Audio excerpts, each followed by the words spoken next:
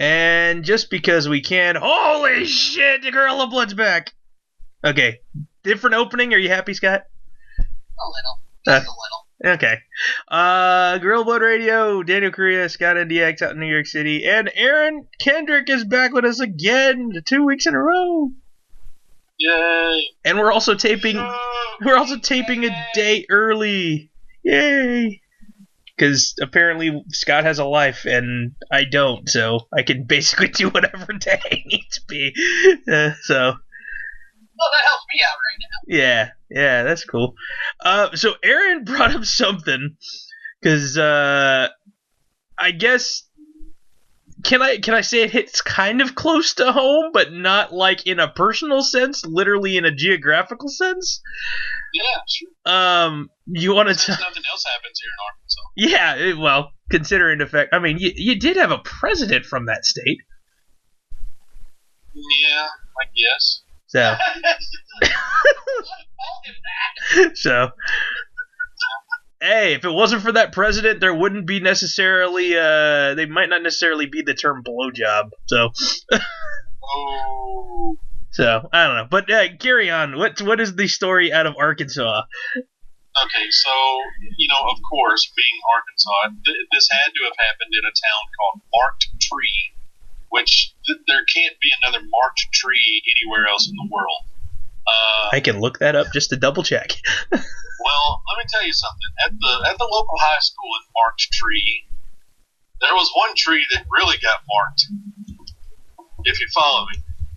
There was a high school teacher who confessed to having sexual relations. There's that term again in Arkansas. With 4 students, 4 that we know of, and 2 in one night. Jeez Louise. And Dude's got some good constitution going on. Oh, it's a woman. Oh no. Yeah. Female teacher. Yes, and more common these days. Yeah, it's like the last 10 of them have been a woman. Yeah, and there's a lot of them in Texas, I've noticed. Yeah, there was one in one of the inner, I don't know if it was inner city school, but somewhere in the Dallas area. Yeah. Well, me being the popular son of a gun that I have a buddy who was a teacher in Marked Tree until this year. He taught last year. And I sent him a message on Facebook, and the gentleman's going to remain nameless, but I'll read the conversation as follows. I just read about one of your colleagues, and I left it at that. And he replied back, former colleagues. She doesn't work there anymore, and neither do I. He's like making sure I don't do that no more. And I said, so did you see any of these unfortunate incidents unfolded at school? And he replies back, she was one of my best friends before, and I had no idea. She carpooled with me to work that day. Oh my God. Oh, jeez. Jesus. Can you imagine? I'm thinking, if I'm this guy, how could I have missed out on all this? Where was my shot? Carpooling to work. You were too old. Being best friends. Obviously, he was too old. And so I decided I was going to stick up for her in the next message. I said, I bet the interrogation made her confess. I bet she didn't do it.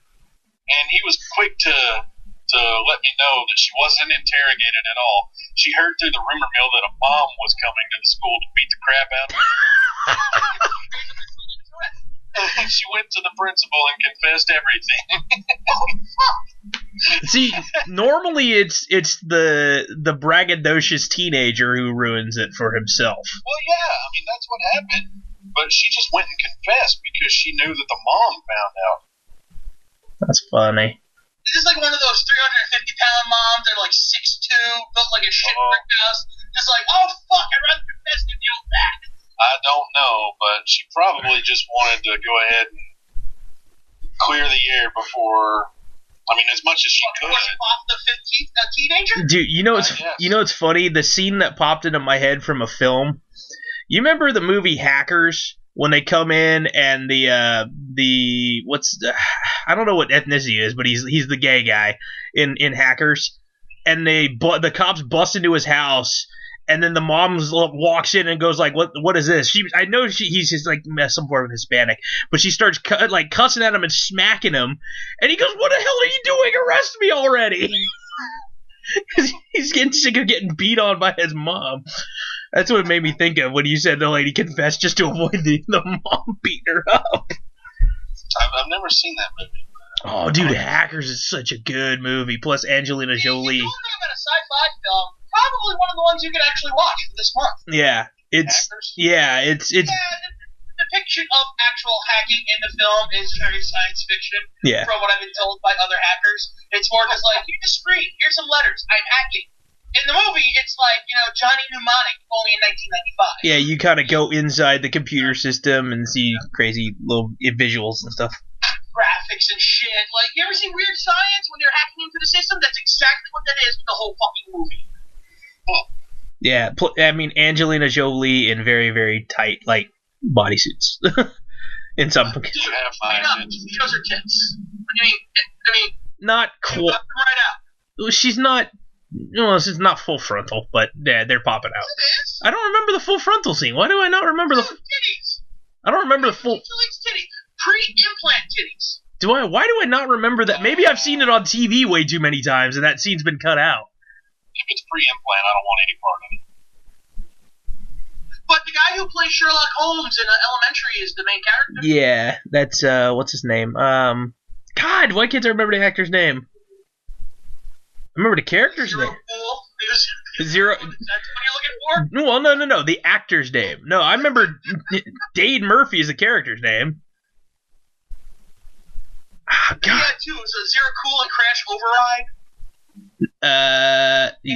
Yeah, Acid Burn was Angelina Jolie's, and Lord Nikon was what's his name? Was the black guy, and then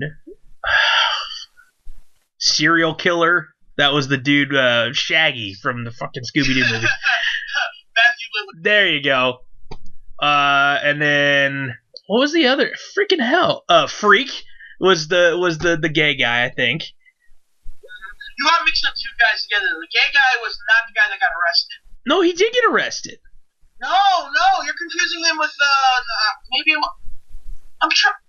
No, you're right. I'm confusing the different arrests. Yeah, because there was another one later where at the very beginning the dude hacked a bank and he spewed out all the ATM money into the street, and that's the guy who that's the guy that went into being in Clock Stoppers and Swim Fan, and I can't think of the actor's name. I can't think of the guy's name. Those are all shitty other shitty movies that I've watched that probably mean nothing in the grand scheme of things. But I for some reason remember. I can't think of the guy's name. Freak was played by Renali Santiago.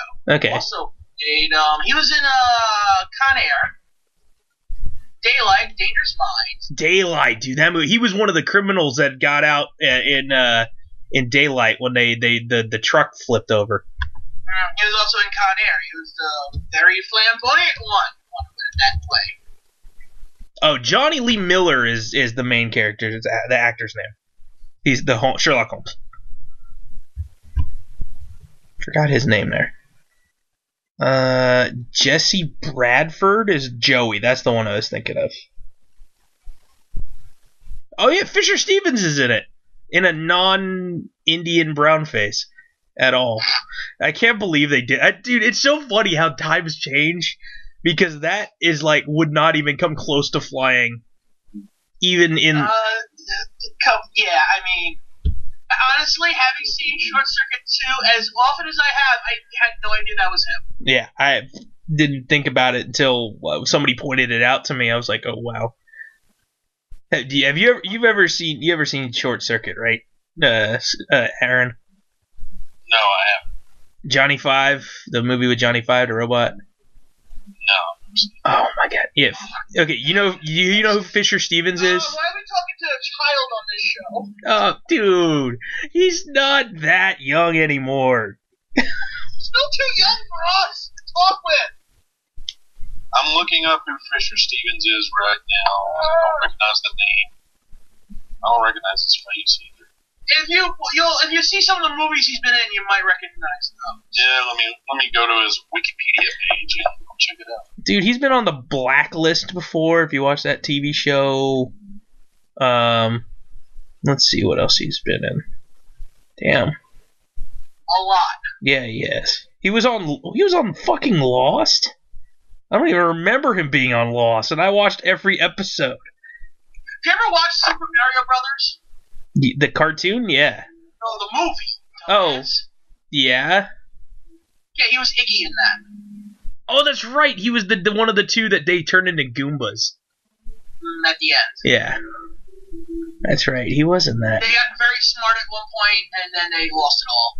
Yeah, they evolved them too smart, and then they devolved them. I forgot about that. God damn.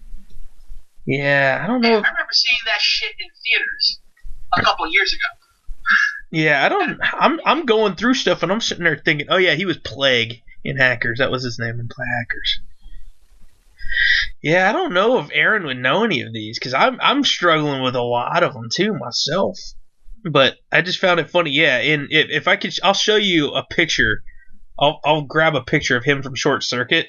Like, you see the little one, but I'll show you a better one of him. The only one of these that I know I've seen is Super Mario Brothers. So he was one of the two Nimrod henchmen of Koopa. Okay. He was the one with the ponytail. Okay. I mean, it's been a long, long time since I've seen Super Mario Brothers. Well, you need to change that and watch it again. But I do faintly remember two Nimrods like that. So it's horrible. I love the movie. So, hey, let me ask you guys a question, your opinion on this. For Sci-Fi September, of course, you got to watch a different sci-fi movie every day. Is it acceptable if you turn on a movie and then fall asleep about 10 minutes into it? Can you officially say you watched that movie? No. Oh, crap. He's like, all my movies are gone. Well, I tried to watch Judge Dredd last night, and I fell asleep right after he arrested Rob Schneider. So, right at the beginning. You turn it on again tonight before you go to bed. Honestly, you've really missed nothing. Yeah, I don't want to continue watching it. Why not? It's fun. I'm planning For all the on... wrong reasons, but it's still fun. Okay, would you rather me watch that than watch Blade Runner for my first time?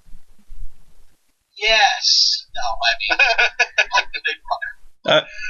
So in the chat, Aaron, you can see the most racist Fisher Stevens picture I could find. Yeah, I saw that when I Googled his name. Yeah, that was him in Short Circuit. He was playing an Indian man. I can't tell. He looks like an everyday white man today. Yeah, no, they put him in a little bit of brown face there. And he had the accent and everything. Yeah, Johnny Five. Like, literally, he sounded like Apu. I cannot tell whatsoever from that picture. Huh. That's how far we've come, or how far we've fallen, probably. That is true. Now, let me enlarge it. Yeah. I'll give it another shot here, Daniel.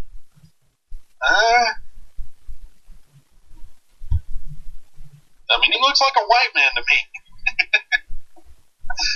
I mean, He is a white dude, but they gave him a little bit of an extra bit of a tan there too. I mean, he No, there's looks, skin, and there's, Indian. he got a little crispy there. no, he looks normal in this picture. Maybe in the movie he looks darker, but in this specific screenshot he looks just tan. Nothing special. All right, let me see if I can find a better one then. This is riveting. I know, it's freaking great. The funniest part, I mean, back then there weren't, very many actors anyway that were Middle Eastern or Indian anyway. I'm sure there's probably at least one you could find and not just paint the dude brown. So here in Monticello, Arkansas, or Monticello. At the subway here, the guy that owns the subway is like, he is Apu from The Simpsons. Oh, jeez. Like, stereotypical, the most eccentric Indian accent I think I've ever heard in my life. And for you, sir. You walk up, he goes, and for you, sir. And then you tell him what you want, and he goes, cheese? Just like that. Would you like cheese? Tell him what kind of cheese you want, and he goes, and your fixings.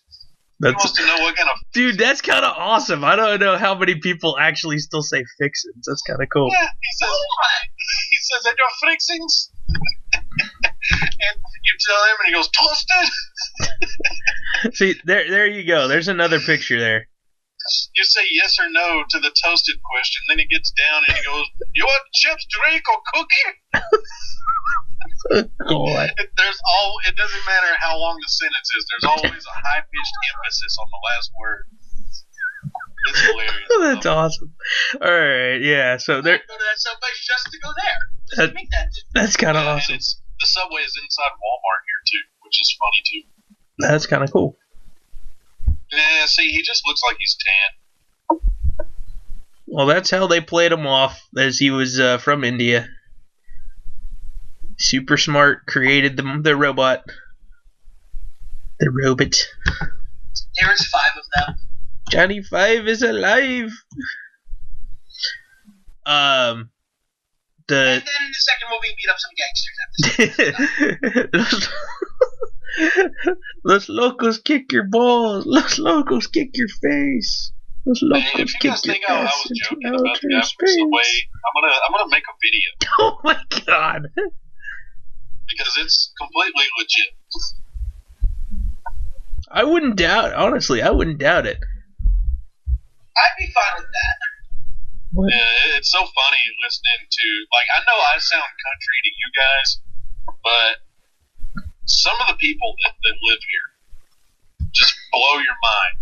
And when it's like the stereotypical hillbilly from Arkansas,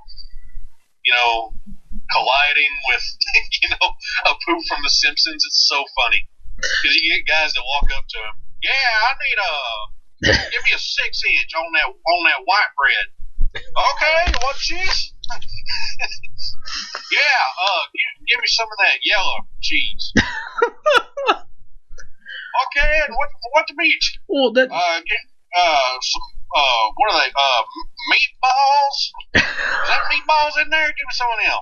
That's what I want. That's funny. Shoot, man. It just shows, like, I mean, how crazy diverse, even to a point, like, even the littlest towns still have some people that are of different ethnicities, man. It's cool to see. I mean, I remember, even you, when the first time I met up with you at WrestleMania, I think it was Mania. Keep rubbing that shit in. Huh? Keep rubbing that shit in. Hey, you got to meet Brian, so shut up. Hey, well, why don't you call WrestleMania? Wow, I met Brian. Yeah. Yeah, he has a point. Taking shots at Brian when he's not here. Brian is Gene from Bob's Burgers. In case you didn't know. That is the best fucking example. I love it. It's Gene Belcher. But yeah, dude, I remember, like, we were walking around Walmart, killing time on that first day until we could get into the hotel, and you were like, man, like, I mean, again, most people, even, I mean, you're from Arkansas, one state away, but you're like, man, like, there's a lot of Asian people here, like, to a point. So I'm assuming there's not many where you live. I mean, You get the people that run the Chinese buffet. Yeah, it's what you would assume. I mean, but it's so funny. Like, again, I've had people even in California tell me, "Oh, Texas is all nothing but like white people." I'm like, not where I lived. Not in San Antonio, let me tell you. Yeah, not in Dallas. I'm telling you, about a third of Daniel's family tree live in San Antonio. Thanks. That should tell you something right there. Yeah. Oh man. All right. Well, I don't even know how the hell we got all this far away. What the fuck were we talking about first? Oh, we talked about. No, we started with the sex offending teacher. That's wow. We went way off fucking course.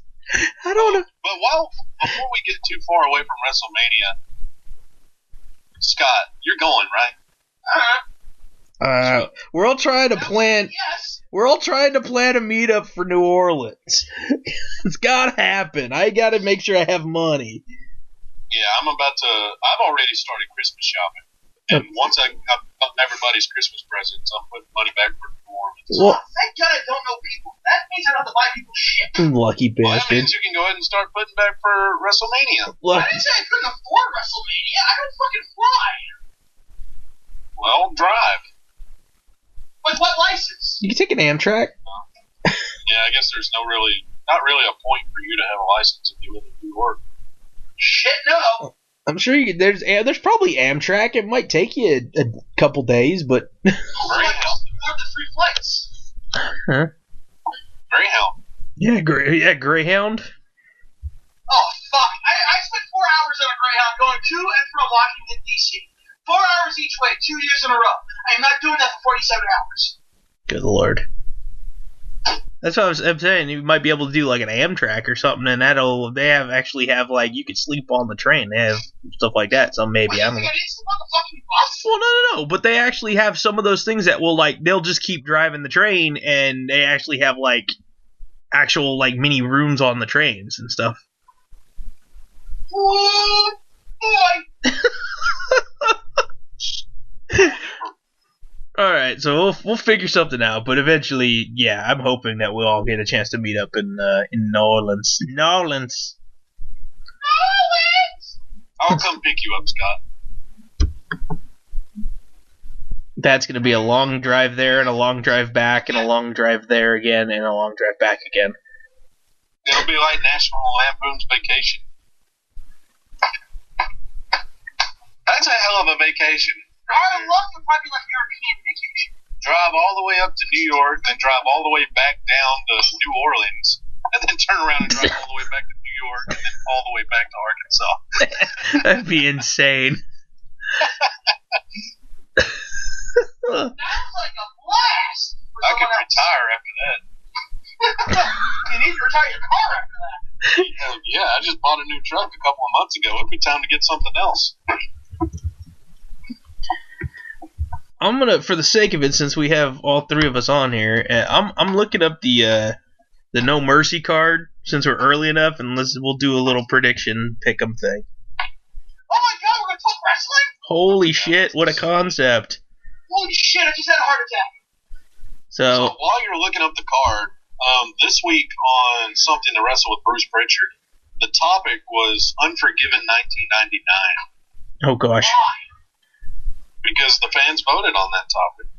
Why? Because it's one of those that's never really been discussed. You know? Why? Well, because of the Kennel from Hell, that's why. That's why it's never been discussed. Hooray for the pre-build-up to that match where Al Snow ate his own dog. You like the taste of that, Al? Well, my secret ingredient was pepper. I feel so bad for the people sitting ringside having to deal with all the dog shit. You know why they did that with Boss Man and Al Snow and the pepper thing? Mm-hmm. It's an urban legend that Mr. Fuji did that to Jimmy Superfly Snuka. Really? Yes. Because Mr. Fuji was notorious for being he was one of those that would rib like past the point of it being a joke. And legend has it that he fed Jimmy Snuka his own dog. Oh God. That's disturbing. No one can confirm nor deny it since they're both no longer here, but that's the legend. That's disturbing. Yes. I can't believe. Personally, I don't think it would have happened because I mean, how could Fuji have Snuka's dog like that? Yeah. But I mean, it's one of those things. All right. Well, I have the list up here. Yeah, moving on. Yay, wrestling! Yay. Sorry, I was Finally, some wrestling. Woo! Okay. So, I'll just, I guess, kind of run down the card, I guess. Supposedly on the pre-show, for No Mercy coming up this Sunday, we're going to get Apollo Crews taking on Elias without the last name Samson. I even missed the last name. Elias Sampson. Because who wants to walk with Elias Sampson? Yeah. It's a good name. When was the last time they dropped the last name and only started calling him the first name? I'd say about 2 months ago. It only, yeah. And well, when it comes down to anybody else, though, usually like Cesaro, last name, Neville, last name. With the women, they'll drop the last name and only go by the first name. Like, they don't call Natalia Neidhart. It's just Natalia. They brought back Charlotte's last name. Because why not? She's a Flair. That's one of the names you have to keep, you dumbass. Yeah, I know. I don't understand. I'll tell you one small detail, sorry to get off topic, but one small detail that I've always loved about Charlotte and her introduction is because she's Charlotte and they don't want to be repetitive, they say she's from the Queens. Yeah, I saw that. I've noticed that. I thought that was pretty cool. Pretty smart to do that. That was the first thing I noticed the first time I saw her entrance. That's what I always liked about, specific entrances, I remember Homicide used to come out with, from Bed-Stuy Do or Die, or Do or Die Bed-Stuy, one of those, when he was, wrestling at ROH. Kind of like, Sting. This is Sting. Sabu had the same thing. I think they should do it for Cody, since he doesn't have a last name to make because the introduction, it's a lot more important than, it's one of those things that you kind of think about, and it sticks with you throughout the show. And where's the emphasis on Cody? Cody. It doesn't. Hey, Cody. How you doing? This is Cody. I mean, it's something. I'm sorry, what you said it though. It's like this is Cody, like introducing him to your family. Like this is Cody. I'm just waiting for the Diener part and just say, give her. Yeah. But anyway. So Apollo Crews taking on Elias. Who? Can I just mention how awesome Elias has been since he came up, which says a lot because I did not like him in NXT. Yeah. Yeah. I agree. I think, when it comes to this one, man, freaking Apollo Crews, basically up until this past week, wasn't really on TV for the last month. Nah, they were all focused on Tozawa. Yeah, so, I don't know, man. I want to say now that they may start pushing him a little bit, maybe he goes over, but Elias has just been looking good, man. Elias has been in with a pretty decent feud with the demon dude. I can't remember his name. Finn Balor? Yeah, him. Fuck. Yeah, that guy. That that kid that wears the paint. Unlike that old guy that wears the paint, Jeff Hardy. Well, he doesn't even wear the paint anymore, though, does he? Give him time. If they get broken again, I'm sure he'll break out the paint again. Yeah. Give him time. So predictions about this? Yeah, so I really? Do we have to? Yeah, I don't know. I'm leaning towards Elias, but I wouldn't be surprised if Crews won. I'm gonna say Apollo Crews just because I feel like they have to get the selfie in. Scott. They're pushing Cruz right now, so I'm going with Cruz at the moment. Not that I want to. I'd rather have Samson get the win and get a push somewhere. I like what he's doing. Okay, so I am by myself. Okay. I'm keeping track in a little document here, just because again we So we can forget this shit. Forget even talking about it next week too. yeah. So all right. We have the IC title up for grabs. You got the Miz defending against Jason Jordan, who won a fatal 5-way or 6-pack or something like that on Raw this past week. It was a 6-pack challenge. 6-pack challenge. I think it'd be kind of. I like Jordan, but this push is not going anywhere. Yeah, a part of me thinks it'd be really stupid to put the belt on Jordan this fast. Miz is just too damn good too. Yeah, I feel like there's going to be a heel turn at some point. yeah. No, I was thinking the same thing. Like to a point where he gets all these chances, can't win, and then he gets pissed off at Kurt. Bo Dallas are going to turn heel and join, Kurt Angle. I feel like at some point it's going to be revealed that it was all a big facade and that Jordan's not really his son. I think it's going to eventually lead to something with Triple H involved somehow. Because, Stephanie's not around anymore. She's pissed that Angle's in charge. To me, it all makes sense in my head. But I just feel like it's the whole Jason Jordan Angle thing isn't going to last very much longer. Yeah, I'm gonna pick the Miz. Jordan can't handle it on his own. Yes. So I always knew Chad Gable was the star in that group. I remember seeing Gable. Yes, I see Gable's debut. yeah, I remember seeing Gable's debut in NXT against Prince Pretty, and it was just shit. He was money right away. He felt just like he was going to be something huge in just that little bit. And then when, what's his name? Jordan was talking about, I need a partner. And Gable walks in and just says one sentence. And this sentence sold me on him completely. Are my cauliflower ears burning? yeah, that was great. Dude, I don't know why. They took away the towel. The Ready, Willie, Gable towel in the line. That was the thing that made them.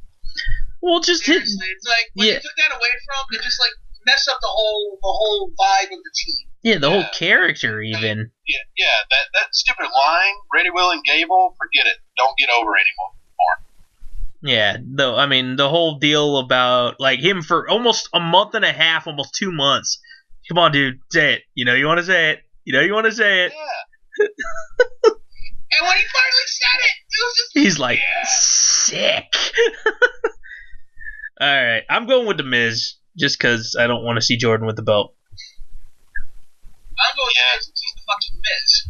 I think they're trying to beat the Honky Tonk Man's record, so I got to go with the Miz. Yay! Let's see, 5-way title match for the Raw Women's title. Bliss defending against Sasha Banks, Nia Jax, Emma, and a returning from injury Bailey. Oh, come on. Is your Bailey in there? Yeah, that was from Monday. She came back on Monday in San Jose. I know. I watched Raw. Didn't watch SmackDown yet, but I actually watched Raw about an hour after it aired, but still. Like, come on. Seriously? I don't know, man. I don't think they're going to put it on Bailey. They're trying to find any reason not to put it on Nia Jax at this point. Yeah, that's the sad part. I hope she wins, but I don't have faith in WWE right now to put it on her. If I'm going with my gut here, it's Alexa retaining because she pins Emma. So I wouldn't be surprised to see Emma pick up the win. That would be like the absolute fuck you to all the fans. Honestly, that's probably the best twist that they can have if they're not going to give it to Nia Jax. Emma winning it would be the best result. That's what I want. It would be the whole that's the ultimate coming out of left fucking field type thing. That's like the green monster in Fenway literally fell down and Godzilla was behind it trying to catch a fucking home run.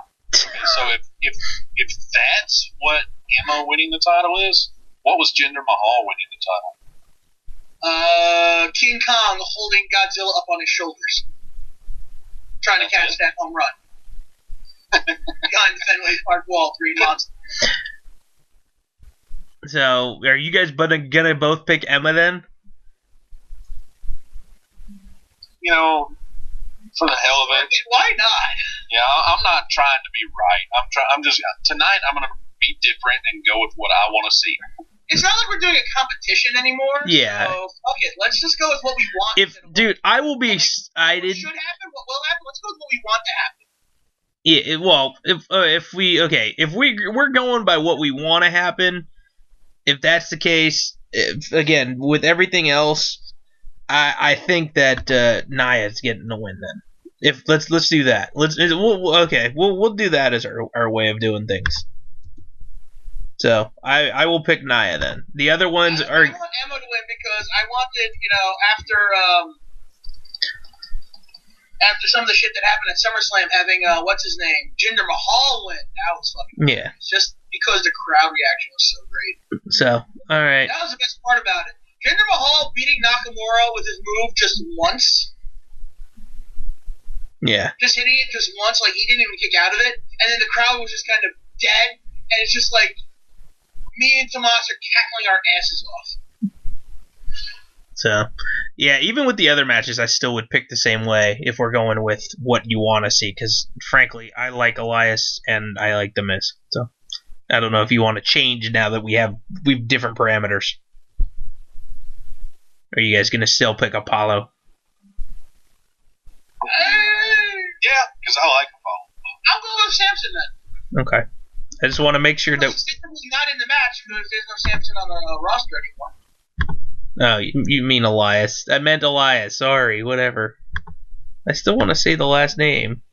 What the fuck is this fly doing? Because it's a good fucking last name. I know. Where is my cat when I need her?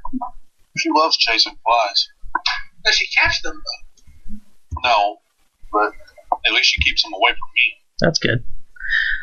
All right. I think I know the answer to this one already, and I swear to God, if somebody picks the other way, then you should be shunned. Neville versus Enzo Amore. Talk about something out of left field. Oh God! I guess Looking to finish. Enzo a chance. Only if that chance is him getting his ass kicked by Braun Strowman every week or something else. Dude.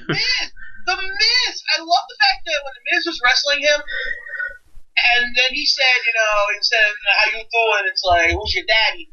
And then The Miz kicks him out of the ring, and instead of being like, all shifty about it, he just literally just points to his men and says, get him! And the guys just start beating the shit out of him more. He's like, fuck it, I don't care about the match, just get him! Yeah. That shit needs to happen more often in wrestling when you guys got henchmen, Yeah. Just give up on the matches and say, fuck it, kill him. So I put in the Instagram post that I posted up on Gorilla Blood for those of y'all listening out there.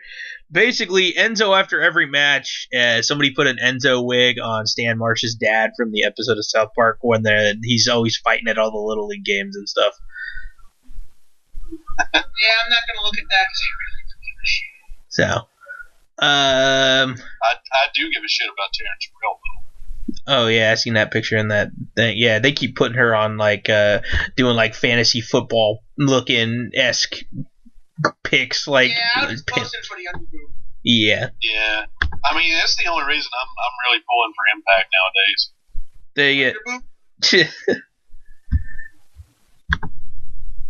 So, everybody's going for Neville, I'm guessing. Please, for the love of God. Yeah, I mean, come on. And now they're all going for Neville, probably. Enzo will win. More than likely. That's my hunch is that they're going to give it to him anyway, but I want Neville to win. I don't want to see Enzo with a singles title at all. He's a freak. It's sad because he's not a good wrestler. He's a good talker. But he's a fucking cash cow, dude. They would be... I mean, it just all depends. If he's that much of a distraction backstage and he's causing problems and everybody hates him like it's being reported, then I can see them parting ways with him. But, dude, he's a cash cow, man. He sells a lot of merch. Sometimes you have to get rid of those cash cows. Quit milking it. Put it out to pasture. Yeah, well, that's what they did with Ray Ray. Shit. Who might possibly come back anyway. Yeah, we'll see how things go. So, Aaron, are you gonna go and be the asshole that picks Enzo? No, I want to pick Neville because I would rather see Neville continue a run with the title. Okay, good. Technically, this next match is supposed to be man versus man, not demon versus Eater of Worlds or whatever the hell. Balor versus Wyatt. You said it's man on man? It's supposed to be man versus man. They don't want the whole point of the last one was the demon was fighting against the Eater of Worlds. Now they're basically saying, "Hey, Bray saying you can't beat me one-on-one when you're just Finn Balor, when you're not the demon." You're saying it's man on man. Man versus man. Fine, whatever. You're trying to make it sound gay for no reason. You're telling me I'm going to tune in and see a man versus man match where two guys, one of which is in his underwear, and they're rolling around in the middle of a big mat. Once again, we can go back to South Park for this one if you want. Did you ever see that episode? Man on man. Did you ever see that episode when they were talking about pro wrestling and some guy started showing them, "Oh, this is real fight MMA. Get that gay stuff out of here." You ever see that shit? I can't remember. Oh, man. That was fun. See, probably not, because I stopped watching South Park about 19 years ago. Ooh. Yeah, dude, South Park's been on, goddamn, since, I was in high school. Fuck, it's been on a long time. All right. So, Balor or Wyatt? Who do you got? Balor won the last one, but Bray Wyatt can't win shit, so Balor. I mean, who do I want to see win? Balor. I don't give a fuck who wins. I really don't. I want to see Balor win just so the thing can be finished, so they can move on. Yeah. And then Bray Wyatt can disappear for a few years. Maybe, but I see Bray winning, and they gotta for at least another month. Yeah. Oh, God. Yeah. I want Bray to win. I don't like generic creator wrestler Finn Balor. I'd rather see him come out as the demon character all the time, but he's very generic when he's himself. So, not great. There's people that does the same thing he does, even better. True. Let's see, tag team title match. 2/3 of a Shield against the Bar. I know the Bar won't win, but I want them to win, so I'm going with the Bar because I don't care about the other two. Yeah. I'm with you. I want Cesaro and Sheamus. I don't care for the Ambrose and Rollins being together again. It's not a big deal to me. Aaron? I'm gonna say the Shield wins. The 2/3 of a Shield. Okay.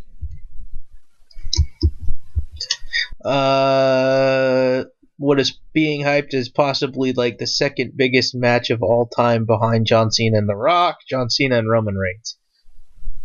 I mean, great promos, but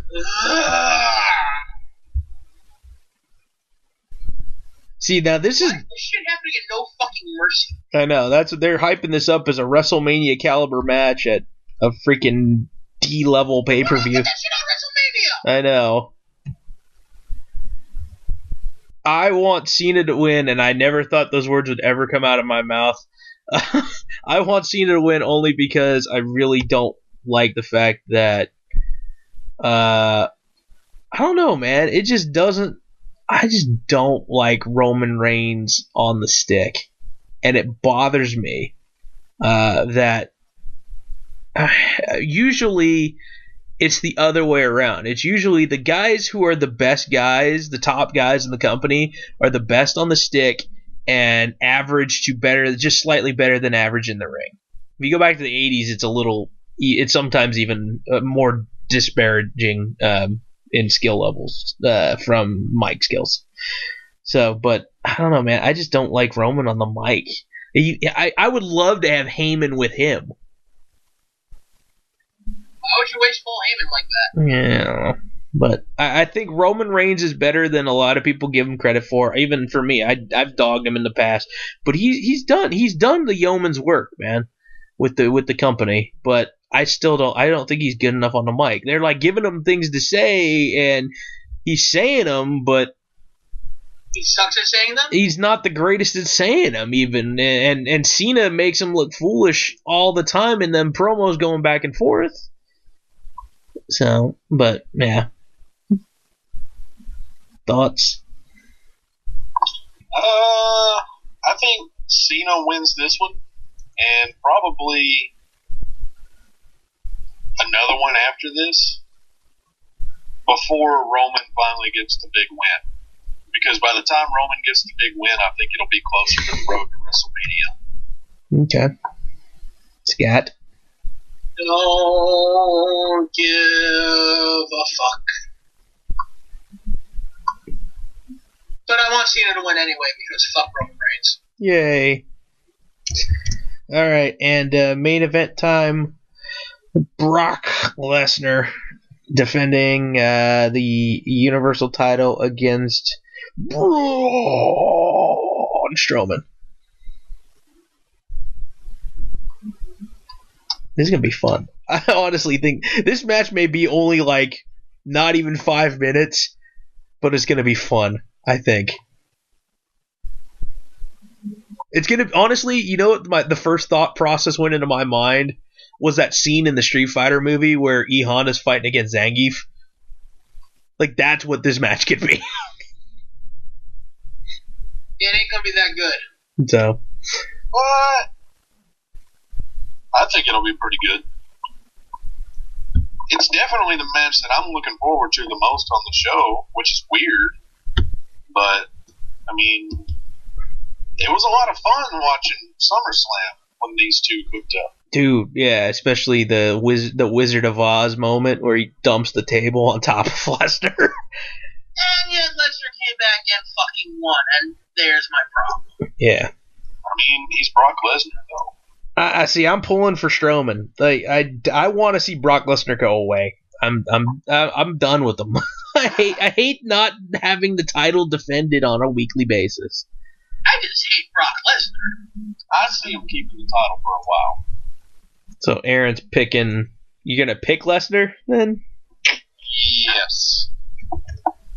And I mean, just my long run prediction is that it's probably going to be Brock and Roman at WrestleMania again. God damn. And I'm completely okay with that. It's a whole year. I think Roman's best match was the match with Brock at WrestleMania. That's another thing too. How many freaking main events in a row has Roman Reigns been in at WrestleMania? I mean, what were we talking about? What were we talking about a decade ago, though? What, having longer storylines and shit? No, we were talking about the same situation with a different guy, John Cena. No. Nobody really. I mean, the people who hate it. No, you're correct there. We shout on John Cena as well, and Roman Reigns was,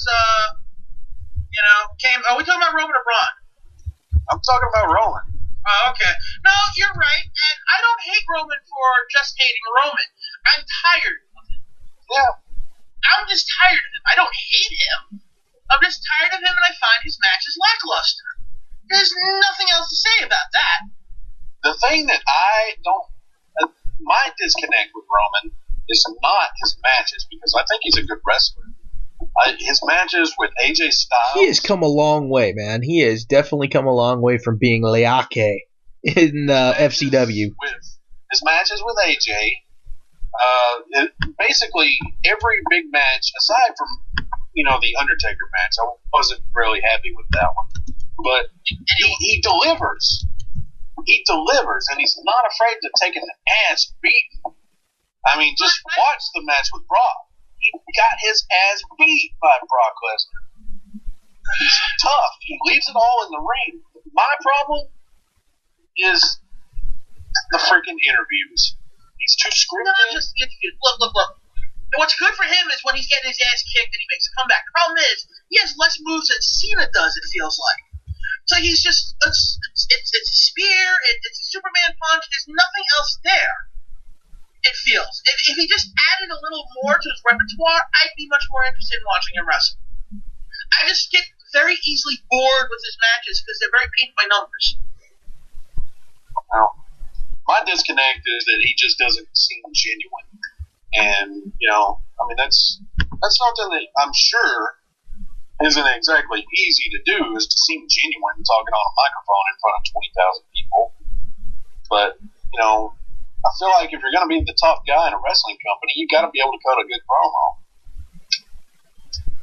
Yeah, I mean, like I said, I've seen him come a long way from where he was, but his skill level in the ring is better. It is honestly, it's better. It's almost better than his mic skills.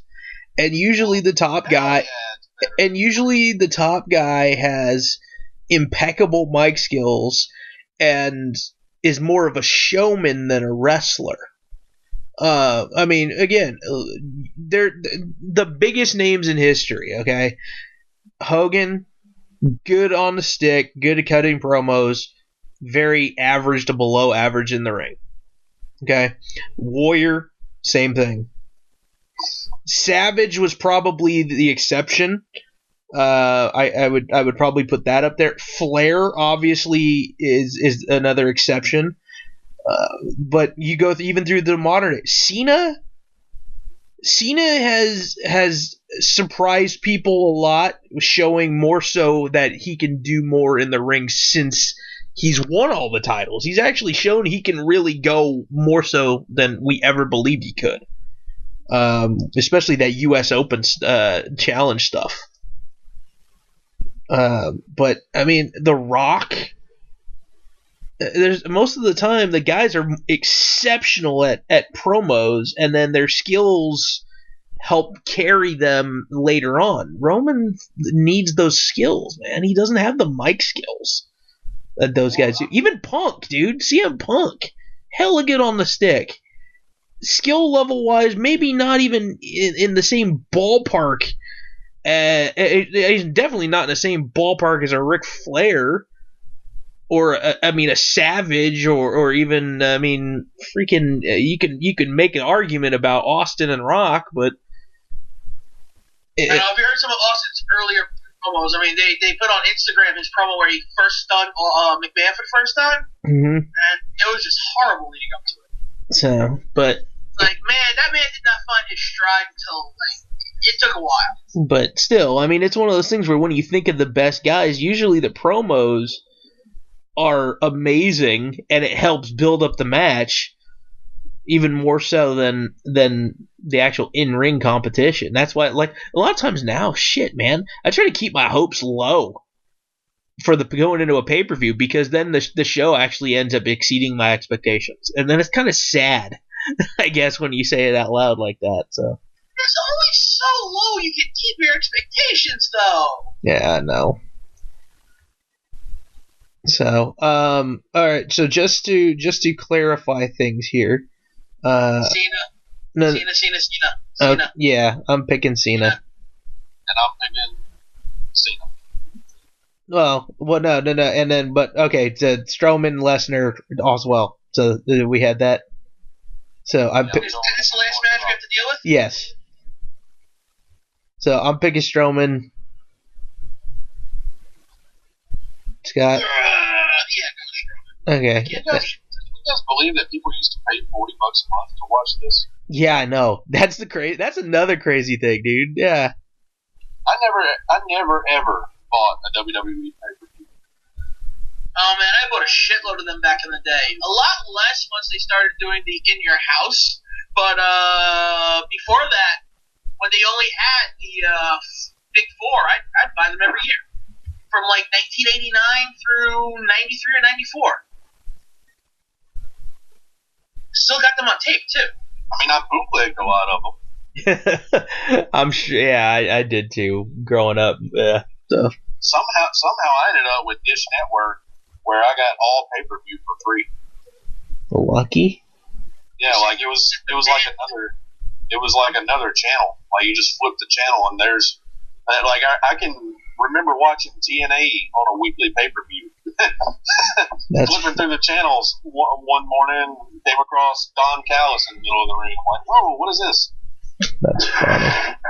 But anyway. So, oh man. Yeah, I didn't. For a long time, I stopped buying pay-per-views in general. Then I started going over to someone my father worked with, his place, because he did the wrestling he did at least WrestleMania, so I go over and watch WrestleMania every year. Yeah, And then one year I'm like, I don't feel like going. Fuck it, I'm just gonna spend the $60 and watch WrestleMania at home. And that was I think 2000 and. No, the first pay-per-view I bought since 98, because the last one I remember buying was SummerSlam 98. Nice. Which, oddly enough, me and Tomas were reminiscing about last night. It's hilarious. That's cool. Sorry, go ahead. SummerSlam 98 was the one they had in the Garden, headlined by Taker and Austin. Then, 4 years later, first pay-per-view I bought since that whole thing happened was SummerSlam 2002. Not a bad one. I had to. Like, my friend John was over. We were barbecuing some sausages and shit, and just like, you know what? Fuck it. I need to watch Shawn Michaels return to the ring. I have to fucking watch it. Like, 10 minutes before the pay-per-view started, I'm like, click it, bye. Fuck it. Gotta tape that shit. For those who don't know what I'm talking about, shit came, you actually tape stuff on television, VCRs, VHS tapes, press record, and actually record it onto the tape. Then you can watch it over and over again until the tape wore out. I've got a lot of VHS tapes like that. That's actually every time I bootlegged a pay-per-view, I would tape it. Of course. Not like they had, DVD burgers back then. The first time I remember realizing that I could watch a pay-per-view for free was Judgment Day 2003. You guys remember what happened in Judgment Day 2003? Dude, I don't remember what happened last week. Sable and Tori Wilson in the bikini contest? Oh, the infamous handprint. Is that the handprints? No. The handprint's like 98. It was when Sable came back and was jealous that Tori Wilson was the new hottest thing. And they did the bikini contest, and then Tori Wilson goes, hey, I'm not finished yet. And it looks like she's taken off her bikini, and she's got like a smaller bikini on underneath it with like a thong, and Taz collapsed in the middle of the ring. I was never a fan of her tits. That was, unfortunately for me at the time, I was not watching wrestling because I was in college. I was not discriminatory whatsoever. And I was at the point where I was in college then. You were still going through puberty. Yeah, I was at college, and I actually had a girlfriend that basically didn't want me doing anything but hanging out with her. So I was in elementary school at the time. I could have been going through puberty pretty early. I think I started puberty that night. Quite possibly. Most likely. And then not long after that, my dad was like, yeah, if you want to look at those divas on WWE.com, you can. I don't care. I was like, what? You mean I can actually get on there and look at their photo shoots? Yeah. I was like, so you mean I can get on that computer and type in Sable? He said, no. You go to WWE.com to type her name in. You don't type it in on the internet. That's funny. I'm like, why not? He said, because I said so. So, of course, I went in there and typed it in on the internet. Of course. And, best decision I ever made in my life. It started a horrendous era of my life, but it was a good decision. Let's see. I'm bringing up the Judgment Day 2003 main card just to Let's see. Oh, I still remember just about all the matches. All right, let's see. Can you run them down in order? In order? Let me try. Opening match: the FBI versus John Cena. No, the FBI and John Cena versus Chris Benoit, Spanky, and Rhino. He got it. That should impress you enough, right? That's pretty fucking good, dude. He corrected himself and he got it right. Memorize that too. Why that fucking match? I don't know. All right. Fuck, I can't remember this. I can't remember if they went right into the tag title. Yeah, they did not go in the tag title match. So I'll give you that one. I'll give you that clue. What was the second match? I can't remember.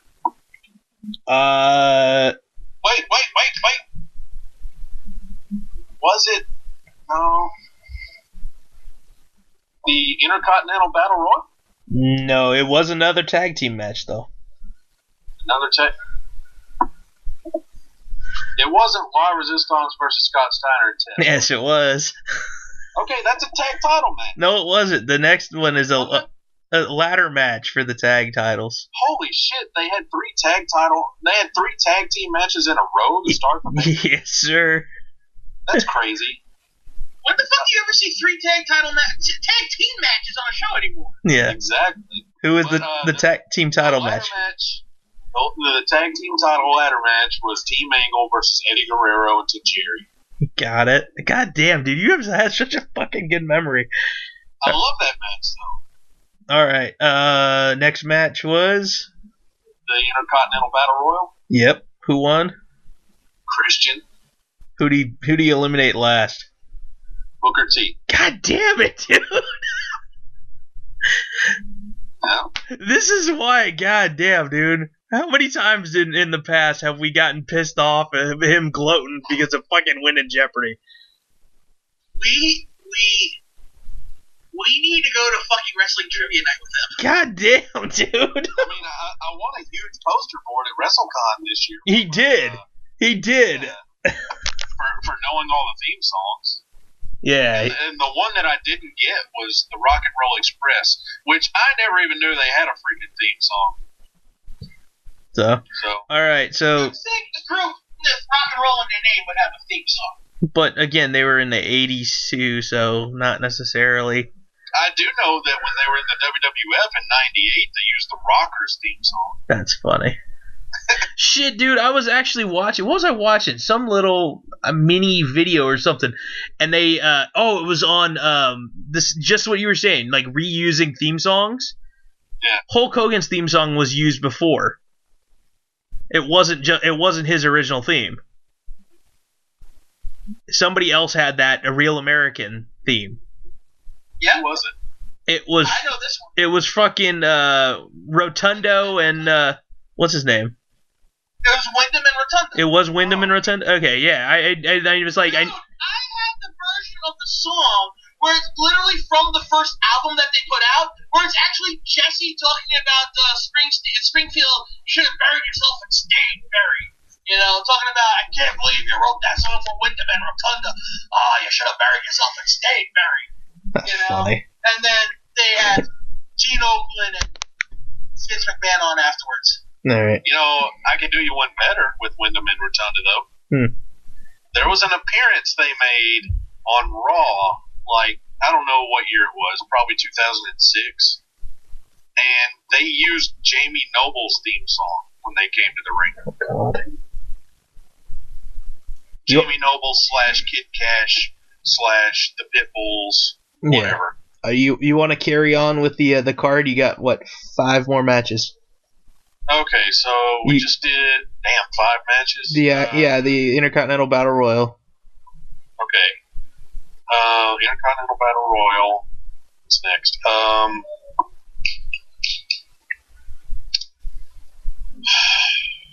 This is... wasn't the world title match yet? No. Wow. You know what? Here, I will...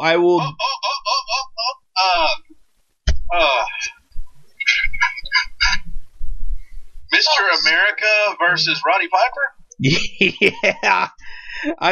Technically, there's format. They did put the bikini challenge right in the middle there, so but that technically wasn't a match, I guess. So were you counting that as a match? I was counting that as a match. So, but that's Okay. yeah, that's fine. So But that you did means get, but you got Mr. America defeating Roddy Piper. So now I've got 3 more? Yeah. Who were in their corners for Mr. America and Roddy Piper? Zach Gowen was in Mr. America's corner, and Sean O'Hare. Oh my God, you fucking sponge! I mean, dude, you gotta understand, I was never more into wrestling like I was in early 2003. Dude, you're a fucking sponge. It's insane. I mean, this was at the point in my life where it was never more real to me. Yeah. Like I lived by this stuff when I was that age. Yeah. But I mean, I can breeze through the rest of it. Yeah, go ahead. All right. Next was the World Heavyweight Championship with Kevin Nash and Triple H, where Triple H hit Earl Hebner with the sledgehammer to get disqualified. And after that was, it was Trish Stratus, Jazz, Victoria, and Molly? Ooh, you missed one. It was a Fatal 4-Way. It was a Fatal 4-Way. The only one you missed was the last one. It was Miss Jackie. It was Jacqueline. I never would have gotten that. I can't remember. All I remember is that's the match where Trish got one of her teeth knocked out. Nice.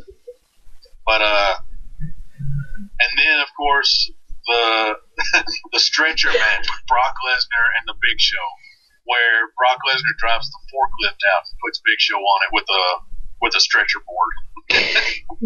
For all I know, he could be reading this right off the wiki that I'm reading, but I trust him. I trust him, I guess. Yeah, I'm looking at Emoji Daniel sitting in the Oval Office and whatever this is on Scott's picture. And I see.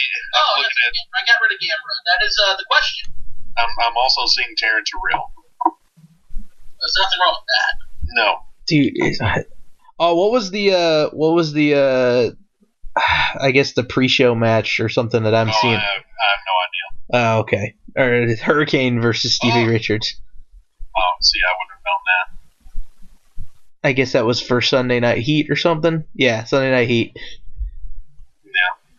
Remember the good old days of Sunday Night Heat when they actually used to run it live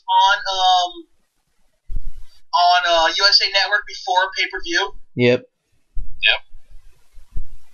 That was my fix before, I used to sit there and watch Sunday Night Heat or the pre-show on the pay-per-view channel because there was a time where you could actually tune in to the pay-per-view and they would cut it off if you hadn't paid for it at a certain point. And I used to see if just maybe they would forget to cut it off and I would actually get to watch the pay-per-view. For free, yeah. Yeah, but it never happened. Yeah. And now there's the network. Which, seriously, dude, $9.99? Yeah, but as far as all this, $9.99 soon if they get all those extra things they're talking about. Yeah, did you see that survey, Aaron? Again?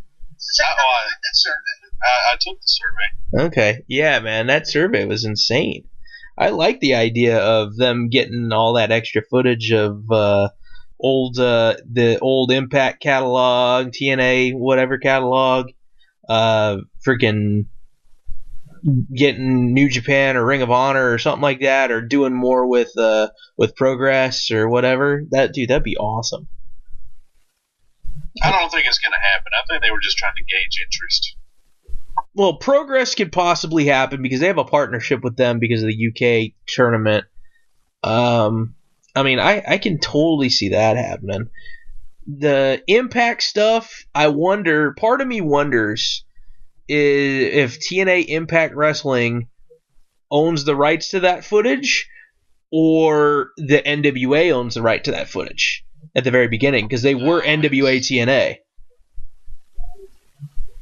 So if NWA owns the rights to some of that really early footage, they might be able to go straight to the NWA and get it and totally bypass Impact Wrestling and Anthem. So why don't you just do us all a favor and buy buy them out anyway. It sounds like there's rumors at least at one point that Anthem wants to sell already. Yeah, well, Jarrett's gone, and now the GFW, the Cornette's gone. The GFW merger now is basically off, so they're going back to just Impact Wrestling. What? That's what I keep hearing. Because the merger wasn't officially finalized or some shit. The paperwork behind the scenes or whatever wasn't finalized. Who fucked that up? Well, I have a feeling it does stem a lot from the fucking Sexy Star incident and Jarrett having problems backstage down in Mexico. Who fucked that shit up to begin with, though? I don't know. How do you put this shit out there on top? Why does TNA keep doing dumb shit like this? I was telling Daniel that in my mind, this is like the Jim Herd situation with WCW, where you got a bunch of people from Anthem who don't know the first thing about the wrestling business, trying to run a wrestling company. And they're trying to bypass people like Jeff Jarrett, who have been in the wrestling industry their whole life running companies, for what it's worth. And it's nothing but problems. I don't understand how you do like, oh, we're now GFW Anthem Impact, and not have an actual deal set up to be fucking GFW Anthem Impact. Yeah, I have a feeling they're not telling us something. That's what they put out there, was that the deal, the merger was never finalized. I have a feeling the merger was finalized, and they just said, you know what, Jarrett, fuck this shit. We're not going to use your company anymore. Whatever. I don't know, because I bet you under the guys that he brought in as quote unquote GFW guys probably signed separate contracts to work for Impact as well when it first started. So they still probably have a bunch of those guys still under contract, but not under a Jarrett contract. It's so stupid. It is. I'll agree, but it's stupid that you don't have anything solidified. I'm sure. If you don't have anything solidified, it's bad business to put that shit on television. That's something TNA's actually done in the past. Exactly. Oh, and on top of that, you know how they were putting the GFW Amped show on the pay-per-views, to where you can order them for like $10 or whatever it is and watch them, and the compilation of the episodes. Well, apparently, one of the controversial things that was said on edited commentary was, out comes Bobby Roode, and quote unquote, he made the jump from NXT. Like, they used that as part of commentary. Wow. I was like, wait, what? So that, I haven't watched it myself, but that's what everybody's reporting, is that the line was, yeah, Bobby Roode made the jump from NXT to Global Force. Wow. That's so fucking stupid. So that's, people gonna buy that shit? Hell no. For 2 years ago? Hell no. Yeah, that's the thing. They're playing it off like it's like it just happened recently or some shit. Dude, that thing is it's over a year old, dude. All that footage is basically at least a year old, I think. Did Eric Young follow him too?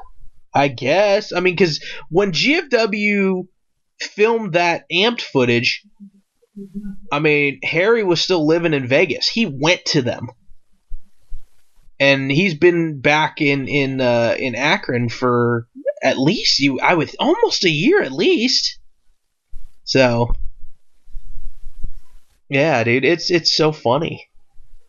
Oh, that's pathetic. Yeah, That's absolutely pathetic. Yeah, so there's a lot of. So I've washed my hands with Impact. I'm done with it. See, for me though, the product is good. It's still good, dude. The wrestling is good. Not want to sit through this bullshit, though. Yeah, see, I look, the wrestling can't save all the other shit that goes on with this company that makes you go, dear fucking Christ, why are they still alive? Yes. You have to question how the fuck they survived 15 years making no money. You got me, dude. Yeah, I have no fucking clue. I really don't. But somehow they've actually survived longer than WCW has. And WCW had freaking Ted Turner and his pocketbook behind it. It's so weird, dude. It's like they're the fucking like cockroach or Twinkie of the fucking wrestling world. Like they fucking won't die. They won't go bad. Like it's weird. I don't understand it either. And again, I will admit there's some shitty things about their product.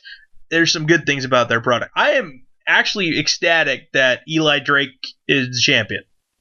How much longer, from what I've heard? I don't know. I didn't watch last night's episode. I have it DVR'd, so I haven't watched it yet.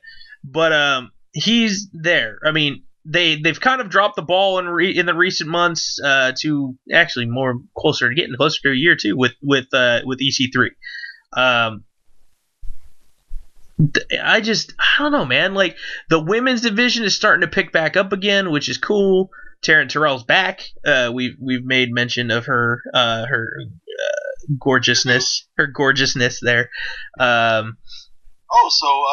Sorry to cut you guys off, but I didn't realize that Cody and Suzuki had their match tonight. Oh, that's right. The Ring of Honor show was on tonight. The Death Before Dishonor, right? Was that Death Before Dishonor? I'm not sure. I know that was what it was. Let's see. Death Before Dishonor, yeah. Yeah, that was supposed to be. I thought I got an alert earlier from that on. I have that Fight TV app on my phone, so occasionally I'll get the alerts when certain things go live or about to go live or something like that. So thought I saw that. I saw where they debuted the Ring of Honor. Oh god, dude, that is, to me, that's shitty. I personally don't like that. Scott, have you heard about that? Heard about what? So instead of, well, not necessarily instead of, but Cody they introduced an actual, instead of having the title belt, Cody actually has a championship ring called the Ring of Honor. Really? Yeah. I mean, I like it, but I would still rather them have the championship title too. Yeah. Like, I think the ring would be a really cool accessory for the champion, but I mean, there's nothing in wrestling that beats that visual of someone holding up the belt. Amen. I mean, as much as I like the what was it, the Jack Briscoe 15 title that they had in FCW back in the day? Oh. The Iron Man title? Yeah. Metal still wasn't a title. Yeah. That was. A title is something you wear around your waist, or if you're lazy, on your shoulder. But it's still or fucking belt. Yeah, or if you're Pete Dunne, you bite on and carry it around in your teeth. Hey man, leather tastes good.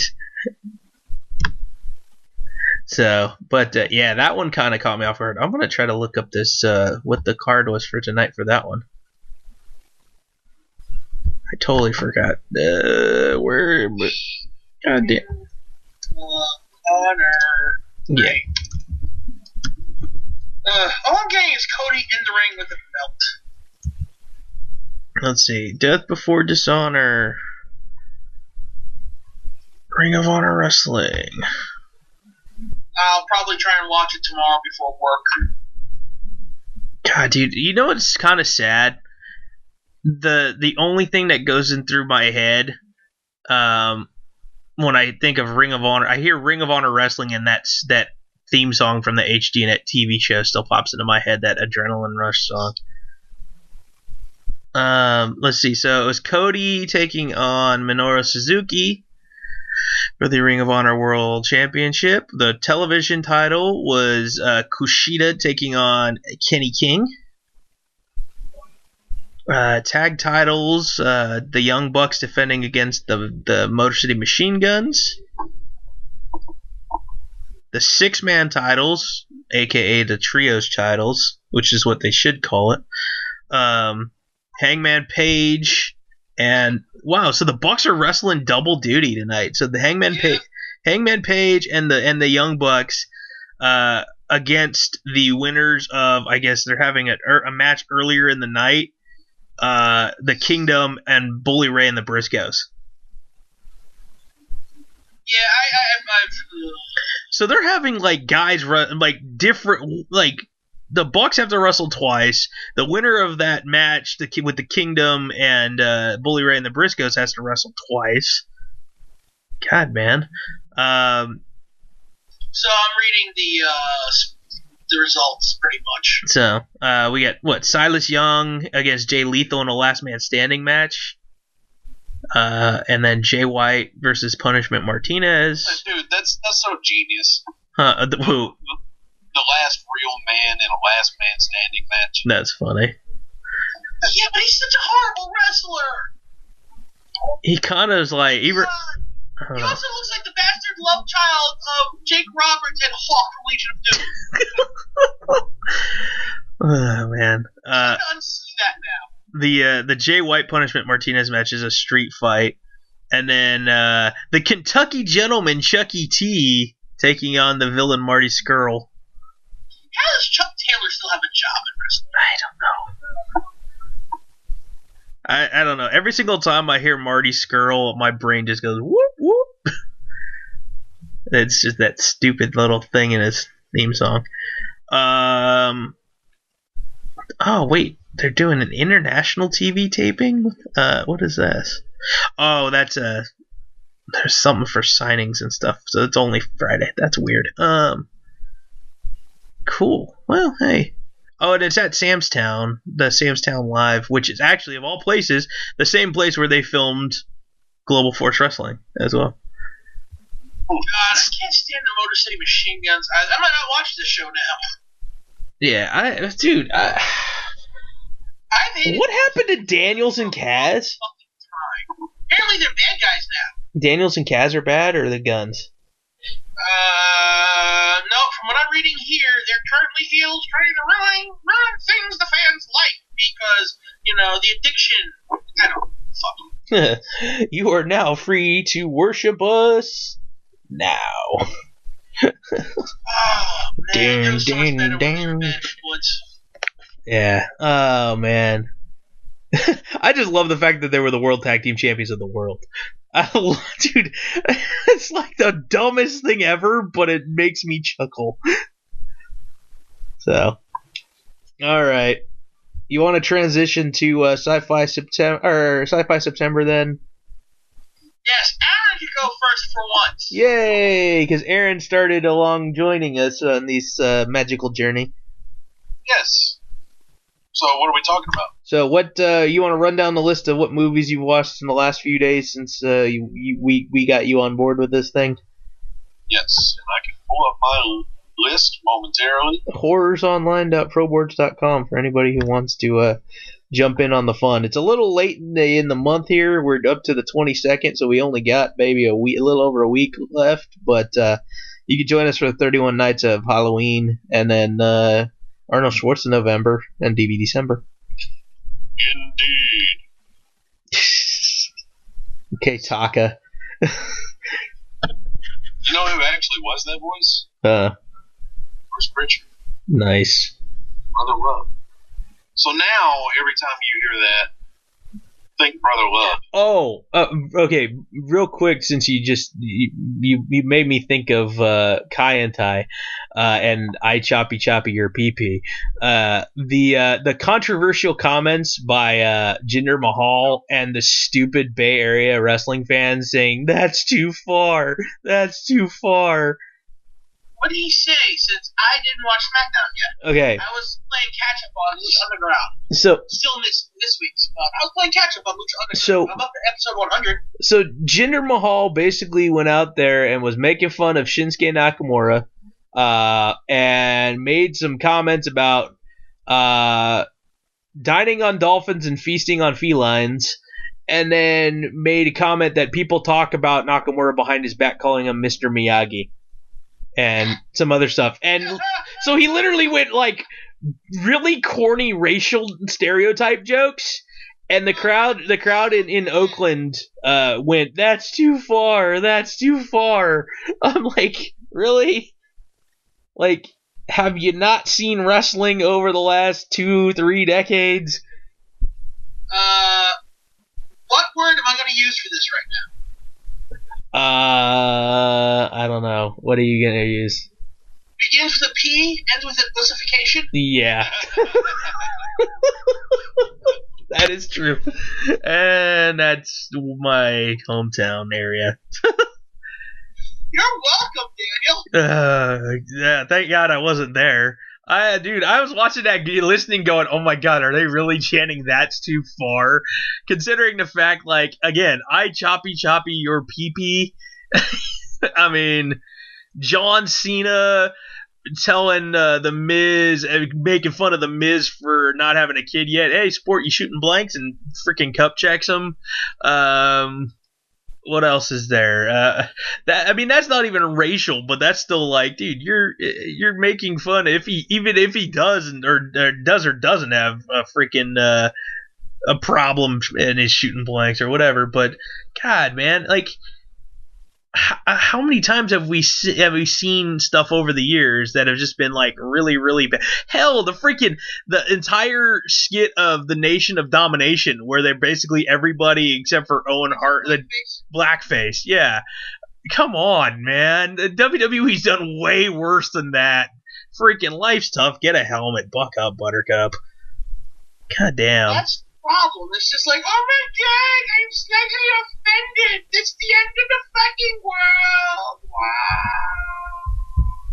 So I started with RoboCop. Yeah. At least he found his list now. We gave him enough time to find his list.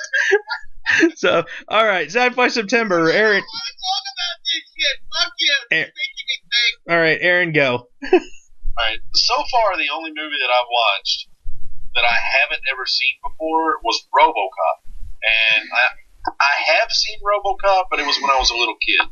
So this is my first time really sitting down paying attention to it. I loved RoboCop.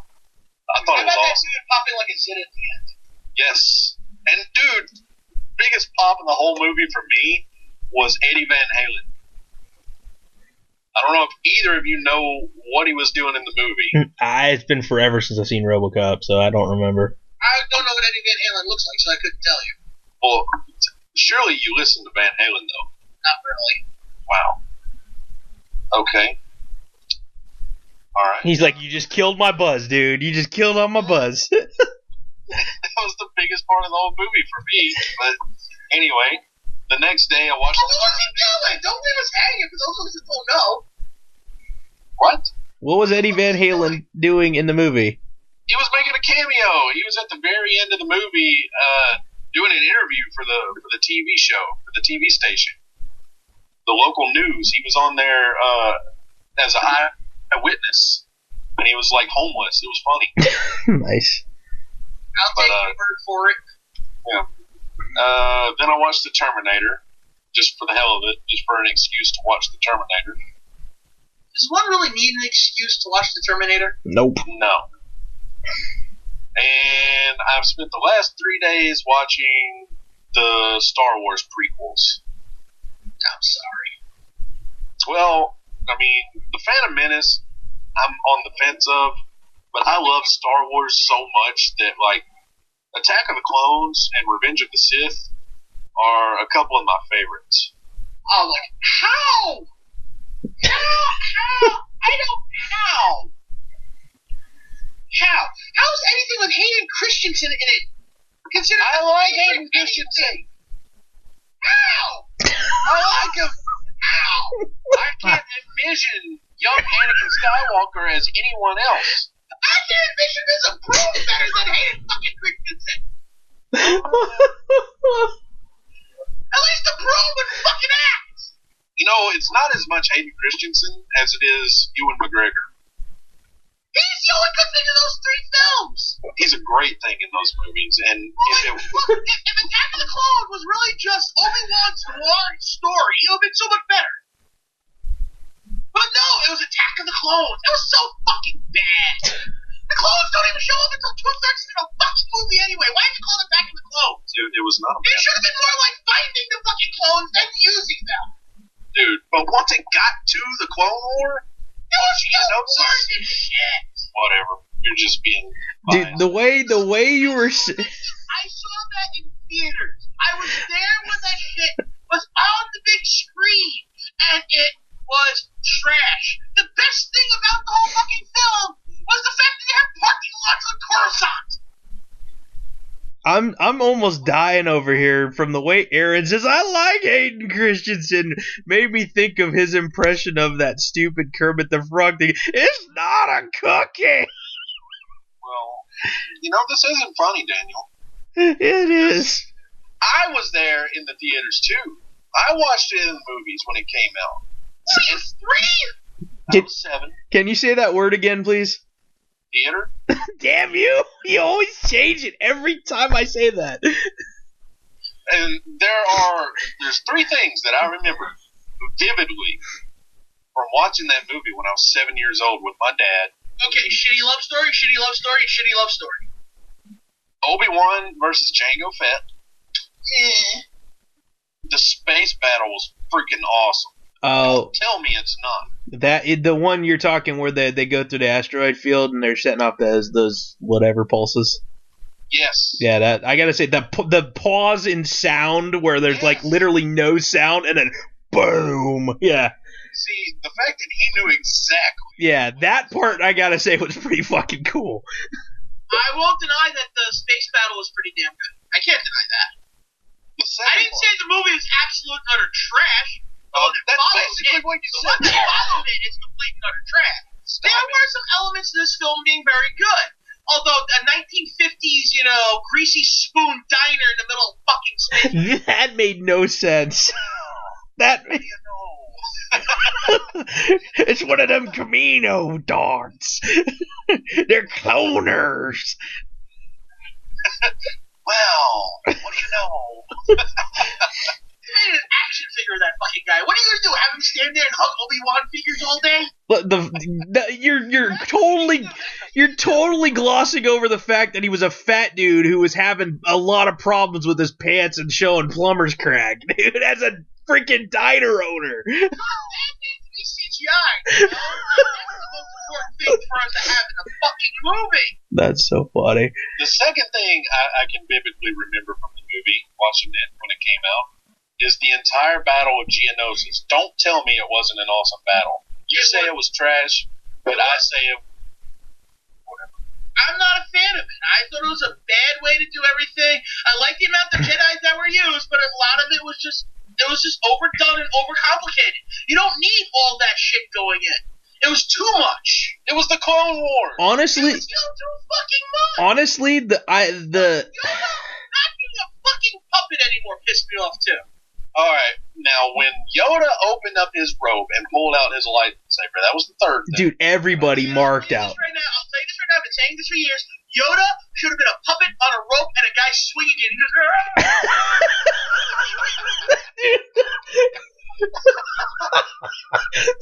just the way you said it, dude. That's hilarious.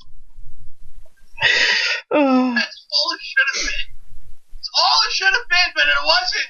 Instead of the CGI Yoda looked nothing like an actual puppet. In all honesty, I think out of just the thing you mentioned, the battle, that you're talking about the Colosseum battle that leads into all the Jedis and stuff coming in, right? Yes. Okay. I think that the build up when they're trying to go through the droid manufacturing thing had more tension and stuff in it, to me anyway, of them. Yeah, that was pretty stupid. But it was not in the dude. Dude, it was a skit out of a fucking trash. Dude, it is blatantly it's hilariously bad CGI too in certain parts. But even that had more tension than the fight sequence. What I hated was, I don't know, maybe because I'm just so used to everything being done so practically back in the day, the overly complicated CGI animals that they used for the film, just throwing practical effects out the window, completely ignoring that for shitty CGI. Also, whatever the fuck that big ass thing that Anakin was riding on that fell off of, oh no, you fell, are you okay? Fuck, love story. That fucking rhino thing, whatever. God, that movie was... I walked out of that movie going, what the fuck did I just watch? At the time, the CGI was good, though. Even then, it was okay. There are actually better movies coming out with better CGI, probably. I'm sorry. I'm actually a Star Wars fan. So I think that's because I'm not. I'm not a Star Wars fan at all. He probably owns about 7 DVD copies of one movie because they've re-released so many of them, and he needs to get the newest one. I have the originals on VHS. I have the special editions on VHS. I have the DVD releases. I have the DVD box set, and I have the fucking Blu-rays. Plus, I only have about 3,000 to 4,000 Star Wars CCG cards. I have about 20 different Star Wars pops. I have a not a Boba Fett. I have a Darth Vader and Kylo Ren figurine sitting on my shelf right now. I also have about 100 fucking Star Wars novels. No, not a Star Wars fan. Dude, I've been watching Star Wars longer than you've been fucking alive. Well, and I know shit movies when I see them. I have the original VHSs. I have the special edition VHSs. I've got the entire Blu-ray set. Got them on DVD. I've got some of the comic books. I've got a big ass bucket of action figures. Some originals, some reissues. Trust me, I got a shitload of those too. All right, wow. can we? Those Power of the Force figures? Oh my god! I literally have a 3x4 cardboard box filled with them to the point where it can't close. I have a mirror, a full mirror with the picture of C-3PO and R2-D2 walking around the desert of Tatooine that came out right around the time of the original Star Wars movie. And that thing has to be worth a shit ton of money. I want to see if I can find a picture of it. That's my favorite collection. All right. It was my dad's when my dad was little. Can you guys both put your wangs away and stop the pissing contest for a second? No, we need to see who Schwartz is bigger. Jeez Louise. Oh, I found it. Oh my god. So what other movies have you watched, or have you only watched 5? I watched 5. He just started. It's been 6 days since our fucking last show. What happened? Well, remember, I asked you if I could count Judge Dredd, but you said no. Well, because you didn't watch it. You fell asleep. Alright, you guys see the mirror that I just... Okay, that's actually pretty cool. Yeah. My dad had it when he was a little kid, when the first Star Wars movie came out. And I've still got it, and it still looks exactly like this picture. That's pretty cool, I gotta say. That's my favorite collectible. I don't blame you there. I don't know why, but I have like a random like tin that looks like a Pepsi can. It's not a Pepsi can, but it's like maybe a foot tall, like tin, like a popcorn tin. But it looks like the Pepsi can with Anakin Skywalker on it.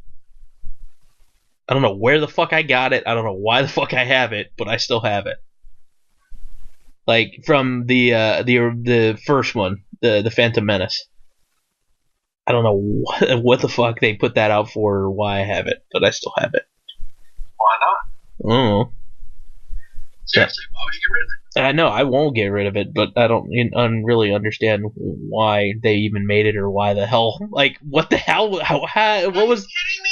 All the Star Wars shit that has come out over the fucking years, all the most minuscule tie-ins that they can find that they've made, especially with the Phantom Menace. True, I guess. It's ridiculous. Oh, you know what, dude? While you guys, Scott, you want to run down your list? I'm gonna look up some of like the worst Star Wars products. So go ahead and start. Are you ever going through shit like that? Are you sure you want to go that far? Yes. So. Okay. Okay, so Scott, go ahead and run down the stuff you've watched recently. Well, real quick. Finish what you say. Me? Yes. Yeah. Well, I was just gonna say, I know you watched all 5 of the Planet of the Apes movies.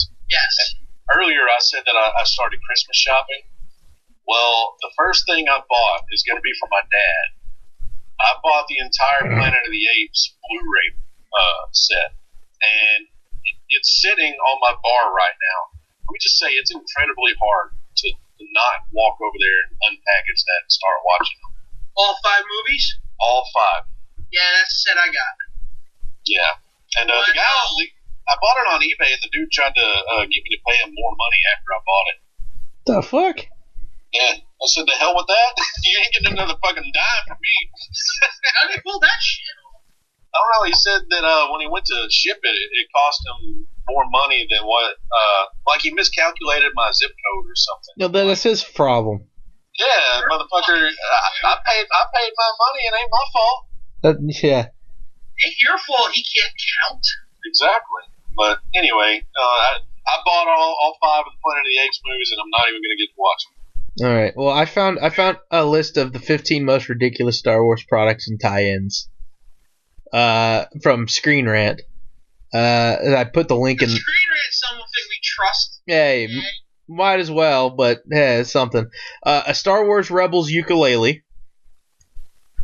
Because why the fuck? Sorry, I can't get past the first picture of just Jar Jar Binks' giant tongue. Yeah. A Darth Vader yoga mat. Star Wars adult diapers. First of all, it's not just Star Wars. It's Star Wars Rebels ukulele. Yeah, That shit's new. I said Rebels. Yeah. I didn't hear. I just heard Star Wars ukulele. The Darth Vader yoga mat. That's actually pretty cool. Yeah, the Nissan Rogue One SUV. They actually made a specific car for Rogue One, a Star Wars story. Hey, look, it's a Nissan Rogue. Yeah. What? Angry Birds Star Wars Halloween costumes. It's literally just a bag. Yeah, that looks in the shape of Pig Darth Vader head. The empty box early bird certificate package from 1977. That was freaking hilarious. A Darth Vader bolo tie. That's kind of funny, and it looks like the picture that they used when they made what was that? Did you ever see the one where the T-shirt that they made to look like Queen, but it was like all the Empire characters? Uh-oh. You mean the Bohemian Rhapsody? Yeah. That's nothing like that. That was old 8x10 they used to have just of Vader crossing his arms. They used that photo for everything. Oh, okay. That's new. That has nothing to do with Bohemian Rhapsody. That's just Vader looking cool. Okay. Stupid right A Kylo Ren adult suitcase, a rolling suitcase. Oh my god, it looks hilarious. That looks illegal. Yeah. Han and Leia matching bath towels. Actually, that's pretty fucking cool, I gotta say. It has Leia's face side portrait silhouette. Yeah, I said silhouette. It finally came to me. And then Han's facing her, and it's the whole "I love you, I know." That's pretty fucking awesome, I gotta say. I like that one. A Yoda magic 8-ball. Basically, shake Yoda, look at his ass, and you get an answer. That is exactly what that shit is. There's no other way to put it. There's a hole at the bottom of Yoda, and it gives you your answers. Number 5 on this list, Star Knight, aka Darth Vader, bike cop. You can't have bootleg toys like that. That's awesome. Rude, and you know it. This does not count. That's funny. That's hilarious. Lucas family action figures. Apparently, anybody that is related to George Lucas, they actually did a collector set of action figures from the movies. Sold well. Yeah, probably not. Limited run back when the prequels were ruining people's childhoods. That's the direct quote from Screen Rant. Star Wars produce. They legit put Star Wars on bags of like apples and oranges and shit. I told you they would put anything that they can. They put the fucking logo on it. And then to keep it going even further, Star Wars Revenge of the Sith toilet paper. They literally put the branding on toilet paper, I guess. The outside packaging, not the actual rolls. Remember, episode 3 was shit. Yeah. I was just waiting on the first joke. And the number 1, Jar Jar Binks lollipop, a.k.a. you get to suck on Jar Jar Binks' tongue. It's like the... It literally looks like if you put that thing in your mouth, you're making out with a Jar Jar Binks. It's disturbing. Oh my god. That's hilarious. That's gotta be from Europe. That's hilarious. Oh my god. So my luck, that's like a New York thing. Hey, there you go. And now, some of the stuff that I was thinking of wasn't even on this list. That list. So I'm clicking over to the Gizmodo list and trying to see what else they got here. Because the one I was thinking of was the C-3PO like tape dispenser, where it literally looks like you're like rolling the tape out, like it's like right at like crotch level. It's hilarious. R2D2 aquariums on this list. Let's see, the Yoda Magic 8 Ball, a Darth Vader CD player. Here, I'll give you this link too, so you guys can see it. I had the R2D2 CD player. Darth Vader CD player, R2D2 spatula. Oh my god, Star Wars Christmas album, Christmas in the Stars, an actual CD audio. Like, oh my god. What about the Death Star waffle makers? Dude, I've been saying for the longest of time, we actually need a Death Star bug zapper. That'd be awesome. Yeah, so, oh, dude, on this. I just want to point out that seeing the R2D2 aquarium, I had a telephone Nice. where it rang and it made R2D2 noises. That's cool. Problem is, Never worked. if you picked up the phone, it still fucking rang. Until it finished its stupid. Hold on. Alright. Fuck. That's just like, yeah, like growing up, I had a phone that looked like a football, and you'd take the receipt, and it was just bad. It was poorly made. You couldn't hear shit. But no, this Christmas in the Stars thing, the Christmas album, supposedly it was the debut of John Bon Jovi, who sings in a high school choir on one of the tracks for R2D2's "We Wish You a Merry Christmas." So John Bon Jovi actually, quote unquote, made his debut in that. Let's. Barrett, this is your new goal in life. Find that CD. Yeah. Darth Vader Frankenstein monster mashup, Wacky Wobbler. Okay. R2D2 Christmas lights. Oh my god. Jeez, you're selling this shit on Amazon? No, this is on Gizmo. A link on Gizmodo. I put the link in the Skype. The Christmas in the Stars thing. Oh, they. Now I want to look up a picture of the R2D2 CD cassetteware that I had. Yeah. Yoda, Vader, and Boba Fett themed like fan Mister things. Those R2D2 Christmas lights. Those are cool. Dude, Star Wars fishing rods and tackle boxes. That's kind of cool. The actual fishing rod looks like a lightsaber. That's pretty sweet, actually. I gotta say, that's funny. Oh, MECO. I think it's Miko is pronounced. I have some of these on vinyl. I have some of their Star Wars shit on vinyl. Really? Oh my god! I found my cassette player. There's an audio CD of it. There's a vinyl and a cassette of all. I just want to Google it. I need to find this shit. I must own a copy of this. Oh my god. This is like the coolest and dumbest thing at the same time. Oh my god. Okay, I'm sending this to you guys. They had a branded Cinnamon Toast Crunch box where the freaking the ships, oh my god, are the oh my god. Oh fuck, that's cool. The TIE fighter, dude, that is like the freaking coolest thing with the TIE fighters, like their wings are the fucking Cinnamon Toast Crunch flakes. Oh my god, that's so cool. That's like the coolest yet dumbest thing at the same time. Don't call it dumb, it's cool. What is that R2 thing you posted? That's my cassette player that I had when I was a little kid. Cool. Yeah, you open it up and then you put the tape in, and you can close it and start playing it. There's a little compartment, which was his third leg, aka his dick. That's where you could store all your extra tapes. And it also had a little handle where you could pick it up and carry it around with you, like a boombox. I'm looking at these Yoda, Vader, and Boba Fett themed misters. They're like the fans with the water you can spray from them. Yeah. I'm just looking at Vader's logo. I'm like, that'll make an awesome heavy metal logo. Yeah. Star Wars fishing rod? Mm-hmm. Yep. Oh yeah, dude. When I was working at Michael's, we started Star Wars themed duct tape. Is it shiny and chrome? No, here I'll show you. I have a link. I will copy it over so you can see that. It literally looks like something that they would have put on a T-shirt that they just decided, hey, we're gonna put it on duct tape. I also had some kind of board game. Oh, I see the tape dispenser for C-3PO. Yeah. That is hard. Yes. You know what the worst part is though?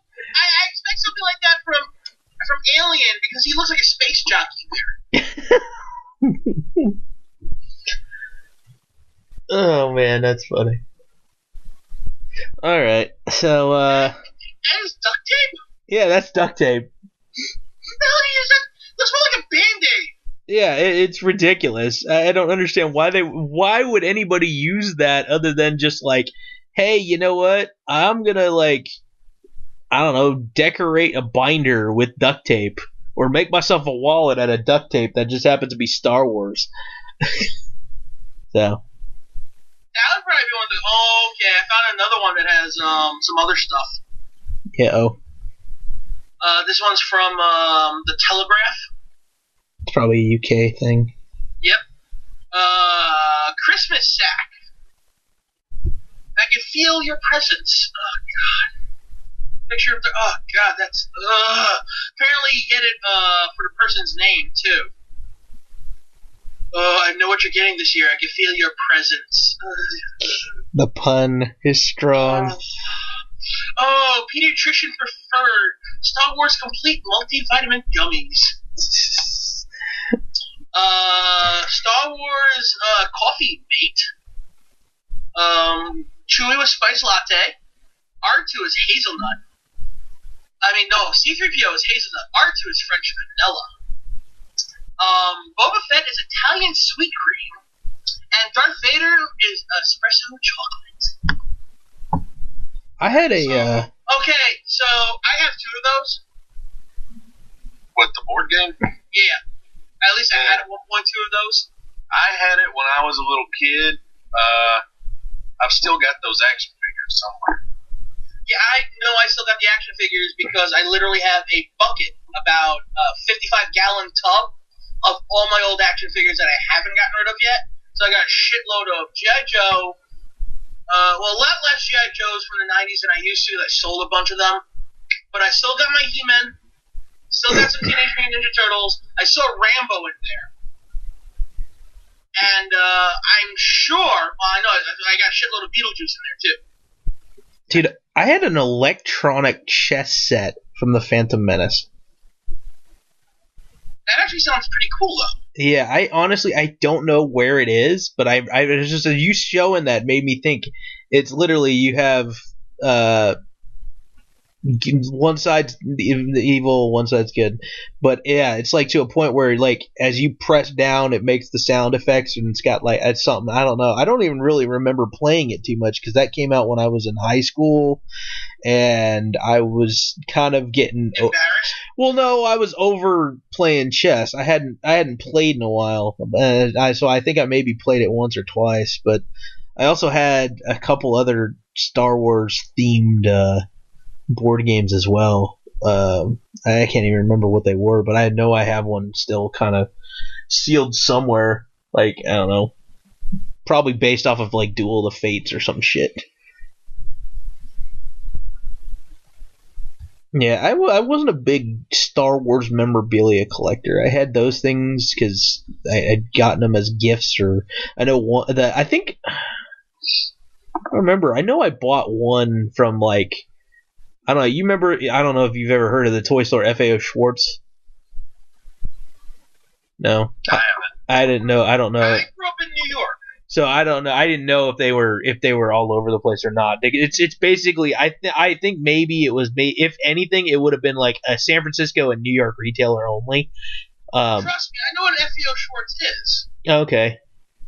Dude, I live in New York. That's why, yeah, I had a feeling. That's why I was like, I'm thinking, hoping you would know what it There's one was. in the Roosevelt Field Shopping Center for a while, but that closed, and the one in New York, Manhattan closed too a long time ago. Yeah. They went out of business completely. Toys R Us had the rights to them, but said, fuck it, you're not making any money because no one wants to spend that much for fucking toys. Yeah, Toys R Us should be going out of business soon, too. Yeah, the San Francisco one closed, and that's the only time I'd ever bought anything from there because it was relatively cheap. Just Star Wars shit. Yeah. They had the giant AT-ATs just walking around. Yeah, I never went to San Francisco, really, like, ever. And then just the one day I happened to go out there, we went over to the FAO Schwartz, and I want to say I bought one of those Star Wars board games. I don't know if I got the one as a gift or not, but whatever. But yeah, I never... I won't lie, I almost walked out of GameStop yesterday with Star Wars Trivial Pursuit with the newest game, with the newest... Oh, I have one of those things, and it's ridiculously fucking hard. Yeah, I used to be very good at Star Wars trivia. Then everything just left my brain. I have nothing left in there except mush. Yeah, of all the things I've lost, I miss my mind the most. That is a quote from Hackers, coming full circle for this show. That was Serial Killer quoting Ozzy Osbourne in one of the classes of school. I'm looking at some more shitty, stuff, and one of them's a C-3PO nightlight. Now, it looks like it's coming out of the wall. Why this is making me flinch for a second is because I literally saw a Boba Fett version of this at Target on Monday. Oh, that's funny. Holy shit, I just remembered something I had when I was a kid. It was the Qui-Gon Jinn lightsaber. And remember the part in The Phantom Menace where Darth Maul sends the little droid? Yeah. And like, Qui-Gon is like reflecting all the little droids' blasts and everything. Well, I had something that was supposed to shoot little foam discs out of the big black droid. And of course, I had the lightsaber. I was supposed to be able to bat the little foam discs away. And I'm gonna see if I can find maybe the commercial for it on YouTube because I can remember the commercial. I wish I could. Okay, as a kid, I would have loved the Sarlacc pit toilet stickers. How do they stay? I don't know, but that's fucking cool. That looks like they'll just be pissed away in about half an hour. Dude, that's fucking hilarious to me. But they're actual stickers that turn your toilet seat and inner bowl into the Sarlacc pit, and your the lid of your seat into Jabba's sail barge and the two suns of Tatooine. And you gotta love the I want the chewy skin rug just because it's harf. I can't help but laugh when you see use the absolute smell of seduction of Slave Leia perfume. Dear God, that's terrible. The bottle even has a fucking rope and chain around it. I know. It's fucking terrible. I just love how excited C-3PO looks like in that fucking paper. Just like, get more tape! Get more tape! You need tape! You need tape! Why aren't you taking tape, goddammit? Take my tape. Alright. Oh, shit. I'm really upset that I can't find this toy that I was telling you guys about. It sounds like old laser tag shit, like I used to play like that. Yeah. Like, it was the little black droid thing, and you, like, set it up on the counter and turn it on, and it would make some kind of weird noise, like, and then, like, every few seconds, it would spit one of these green foam discs out, and you're supposed to reflect it with the lightsaber. And you're supposed to keep it from hitting you. Yeah. Oh, there's a 16-foot inflatable Darth Vader. 16 foot? It's a Christmas Darth Vader lawn ornament. Oh my! It has a giant candy cane lightsaber. It's fucking cute. You know what's missing though? It's legitimately missing a Santa's hat. If it had a Santa's hat, it would be perfect. That's funny. All right. I'm gonna move us back to the movies real quick No, because this is more entertaining. Because apparently, Darth Maul made it into one of the Tony Hawk's skating video games. oh, I do remember that. All right, well, keep talking amongst yourself. I shall return in a second. Someone's going pee. Yep. At least he's not pooping, because then we wouldn't see him till 2 in the morning. You're welcome. That's only an hour and 15 minutes away from me. I'm trying very hard to find this toy that I was telling you guys about.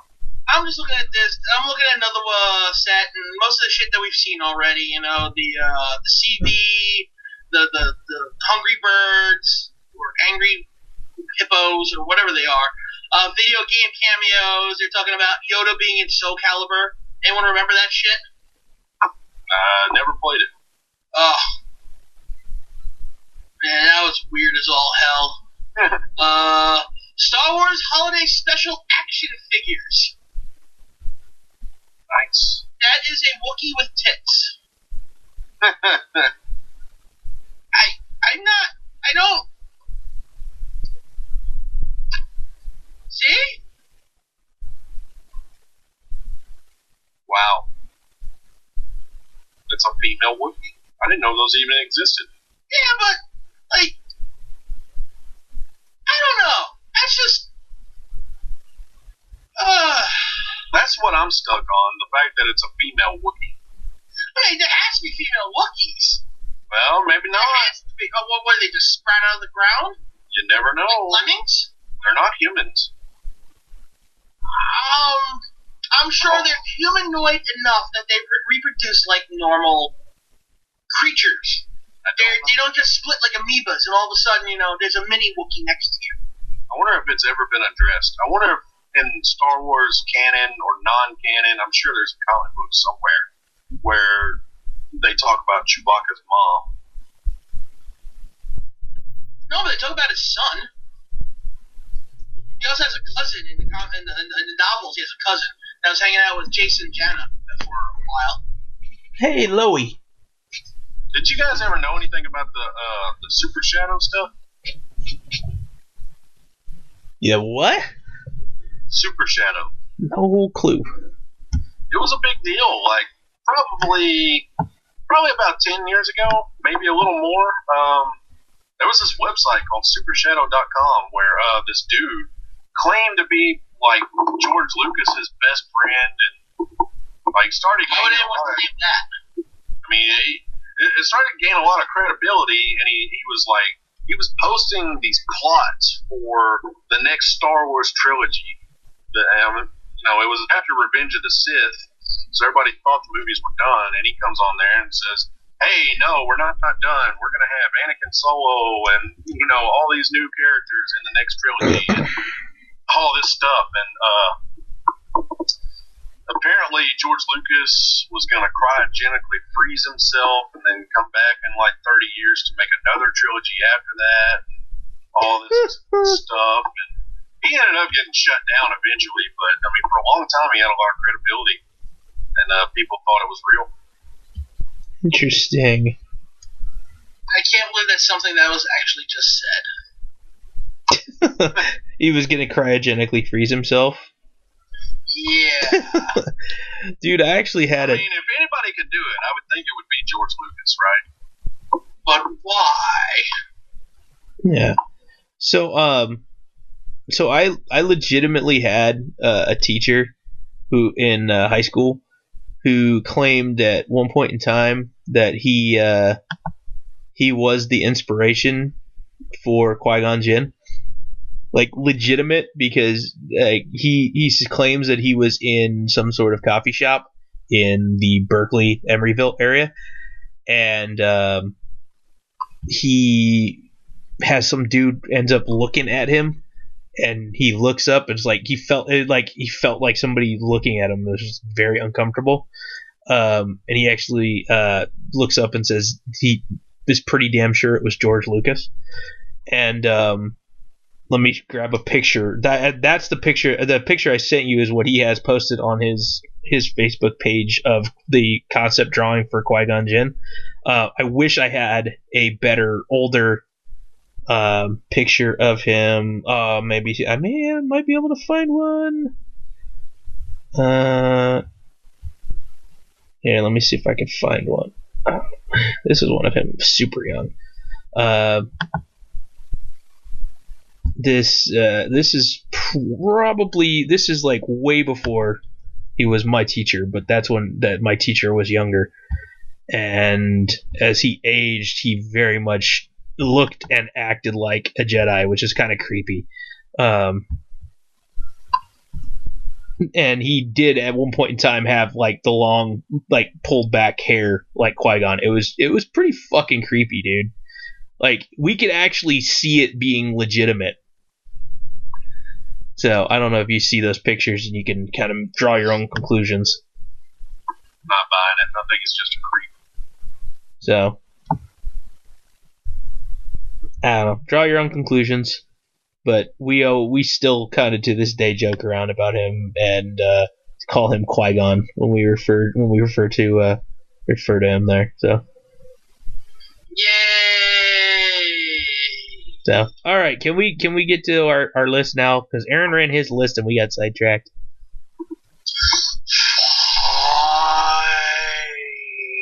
You have your list. So read your list. Okay, I didn't know if you want to go first there or me then. You go. Okay. So I left off with Demolition Man before we did the show last week. I started off later that night. I fell asleep watching Inception, and I finished it the next morning.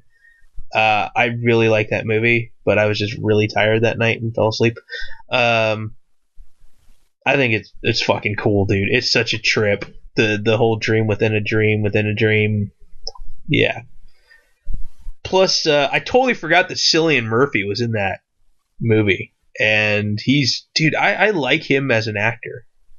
I liked him as Scarecrow. I don't know. I think he's a decent actor. So, then I had the awesome day of getting to watch my nephew. And so I'm like, hey, let's watch a movie. And he's like picking out all these like Disney animated type movies, and I go, no, let's watch something else. Let's watch something. And then we go through the movie cabinet, and I'm like, you like dinosaurs, right? He goes, yeah.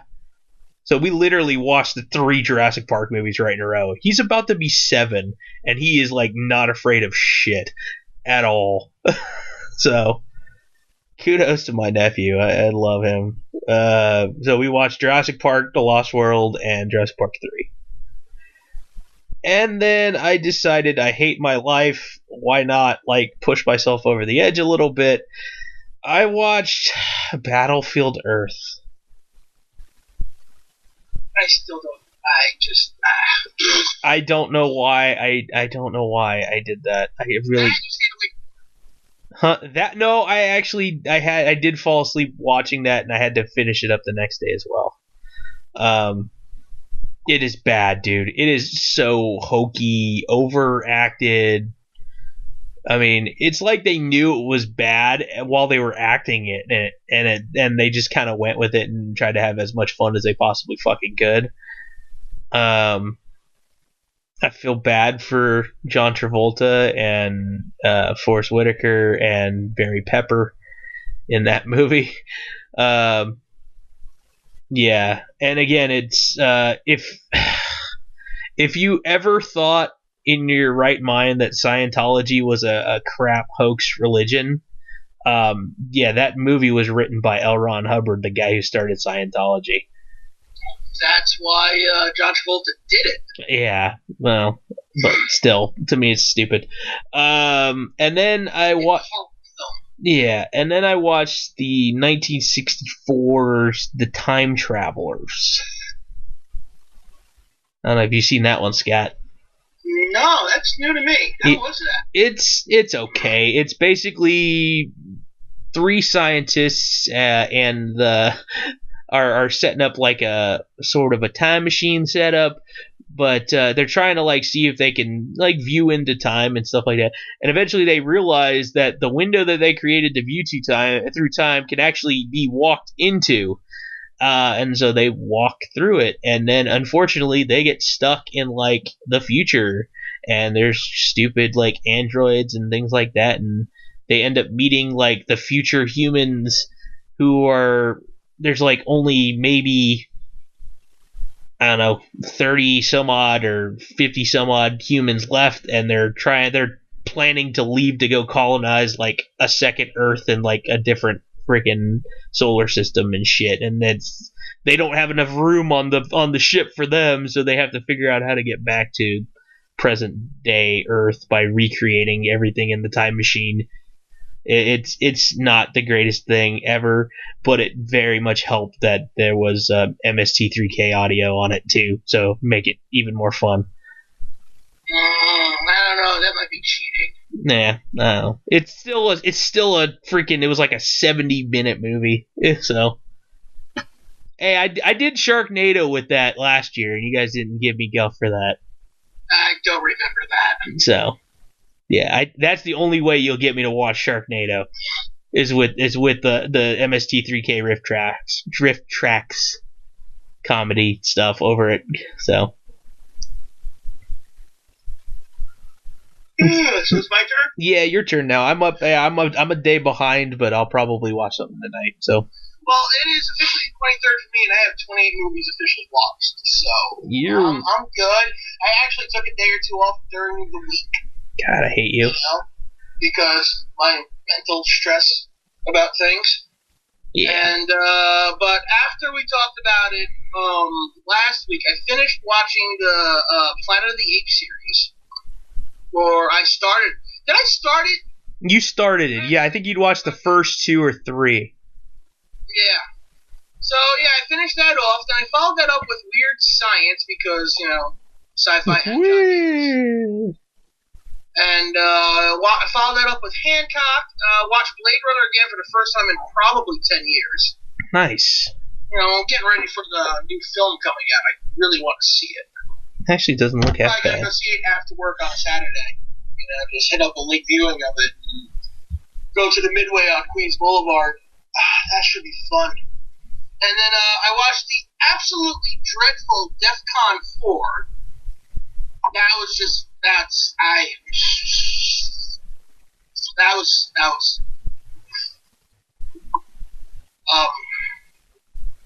moving on. I watched them both yesterday, I guess technically this morning. I don't remember what time I went to bed. I probably went to bed like 9 o'clock in the morning because I started watching movies at like 5. I have no self-control. But I did watch Hell Comes to Frogtown, which is a Roddy Piper movie from '88, and it is absolutely horrible. But it's so good at being horrible. Yeah, They Live is better. It is one of those so bad it's good films, and I suggest everyone watch it. So that's where we are for all that shit.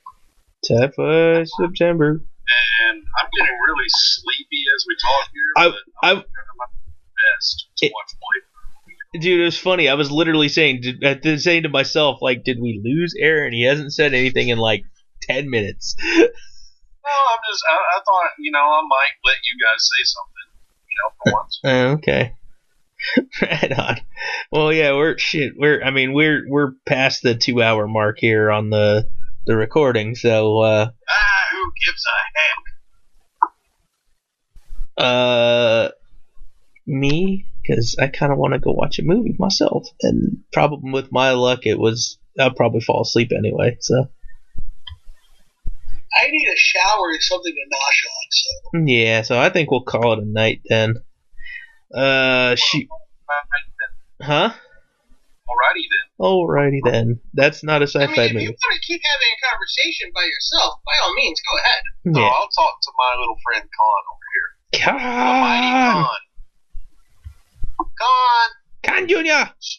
She's actually asleep on the couch. Oh, then don't wake the damn cat up. Con, God, you an asshole. Leave me alone. God. Well, she might be dead because she usually looks at me when I say her name. She's like, fuck There you. She goes. She's like, fuck you, I'm sleeping. She wasn't listening to her name, but when you said dead, she's like, oh. And she's like, I'm alive, you bastard. Jeez Louise. All right then. So if you're listening to this, hit the subscribe button and get all the updates from us on YouTube. Go like us on the Instagram, Girl Blood Radio. Scott's over there, Scott and the X. Aaron's over there. I still can't remember what your. Is it the Aaron Kendrick? Yes, it is. Okay, and I'm D Korea 247.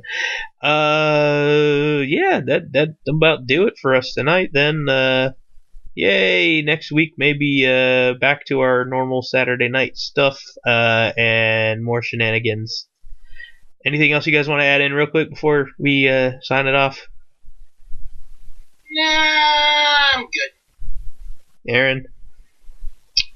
Adios. Yeah, I am very ready, willing, and able for this weekend, so couldn't come at a better time here. I'm sleepy and want to get I just had 2 days off. What are you talking about? Oh, you lucky bastard. No, it's Rosh Hashanah.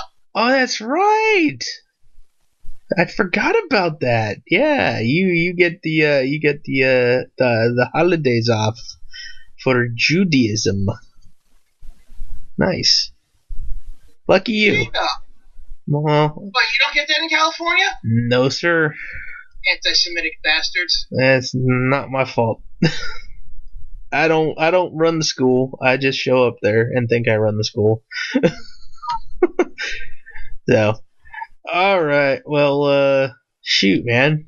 I was gonna say, do you have to like fast or anything for that, or is that I don't know all the rules. I'm Jewish. I'm not that Jewish. Okay. I don't know all the In my rules. neighborhood, though, there's a lot of Hasidic Jews with a ram's horn doing the whole thing with it. One of them asked me if I was Jewish. I'm like, huh? What? I can't be here right now. I gotta go. Because I really don't want them putting their hats on my head. No. Okay. I got my own yarmulke, but I don't carry it around with me. Okay. Actually, I just found it. Nice. All right. Well, I don't know any Jewish Yiddish words other than like Mazel Tov, and I don't know if that's appropriate for this conversation. And Probably not. okay. So, all right then. On that note, for Scott, for Aaron, I'm Daniel. Night, night. Thank you for listening to Girl Blood Radio. Good night. Good day. Future boy. Bastard.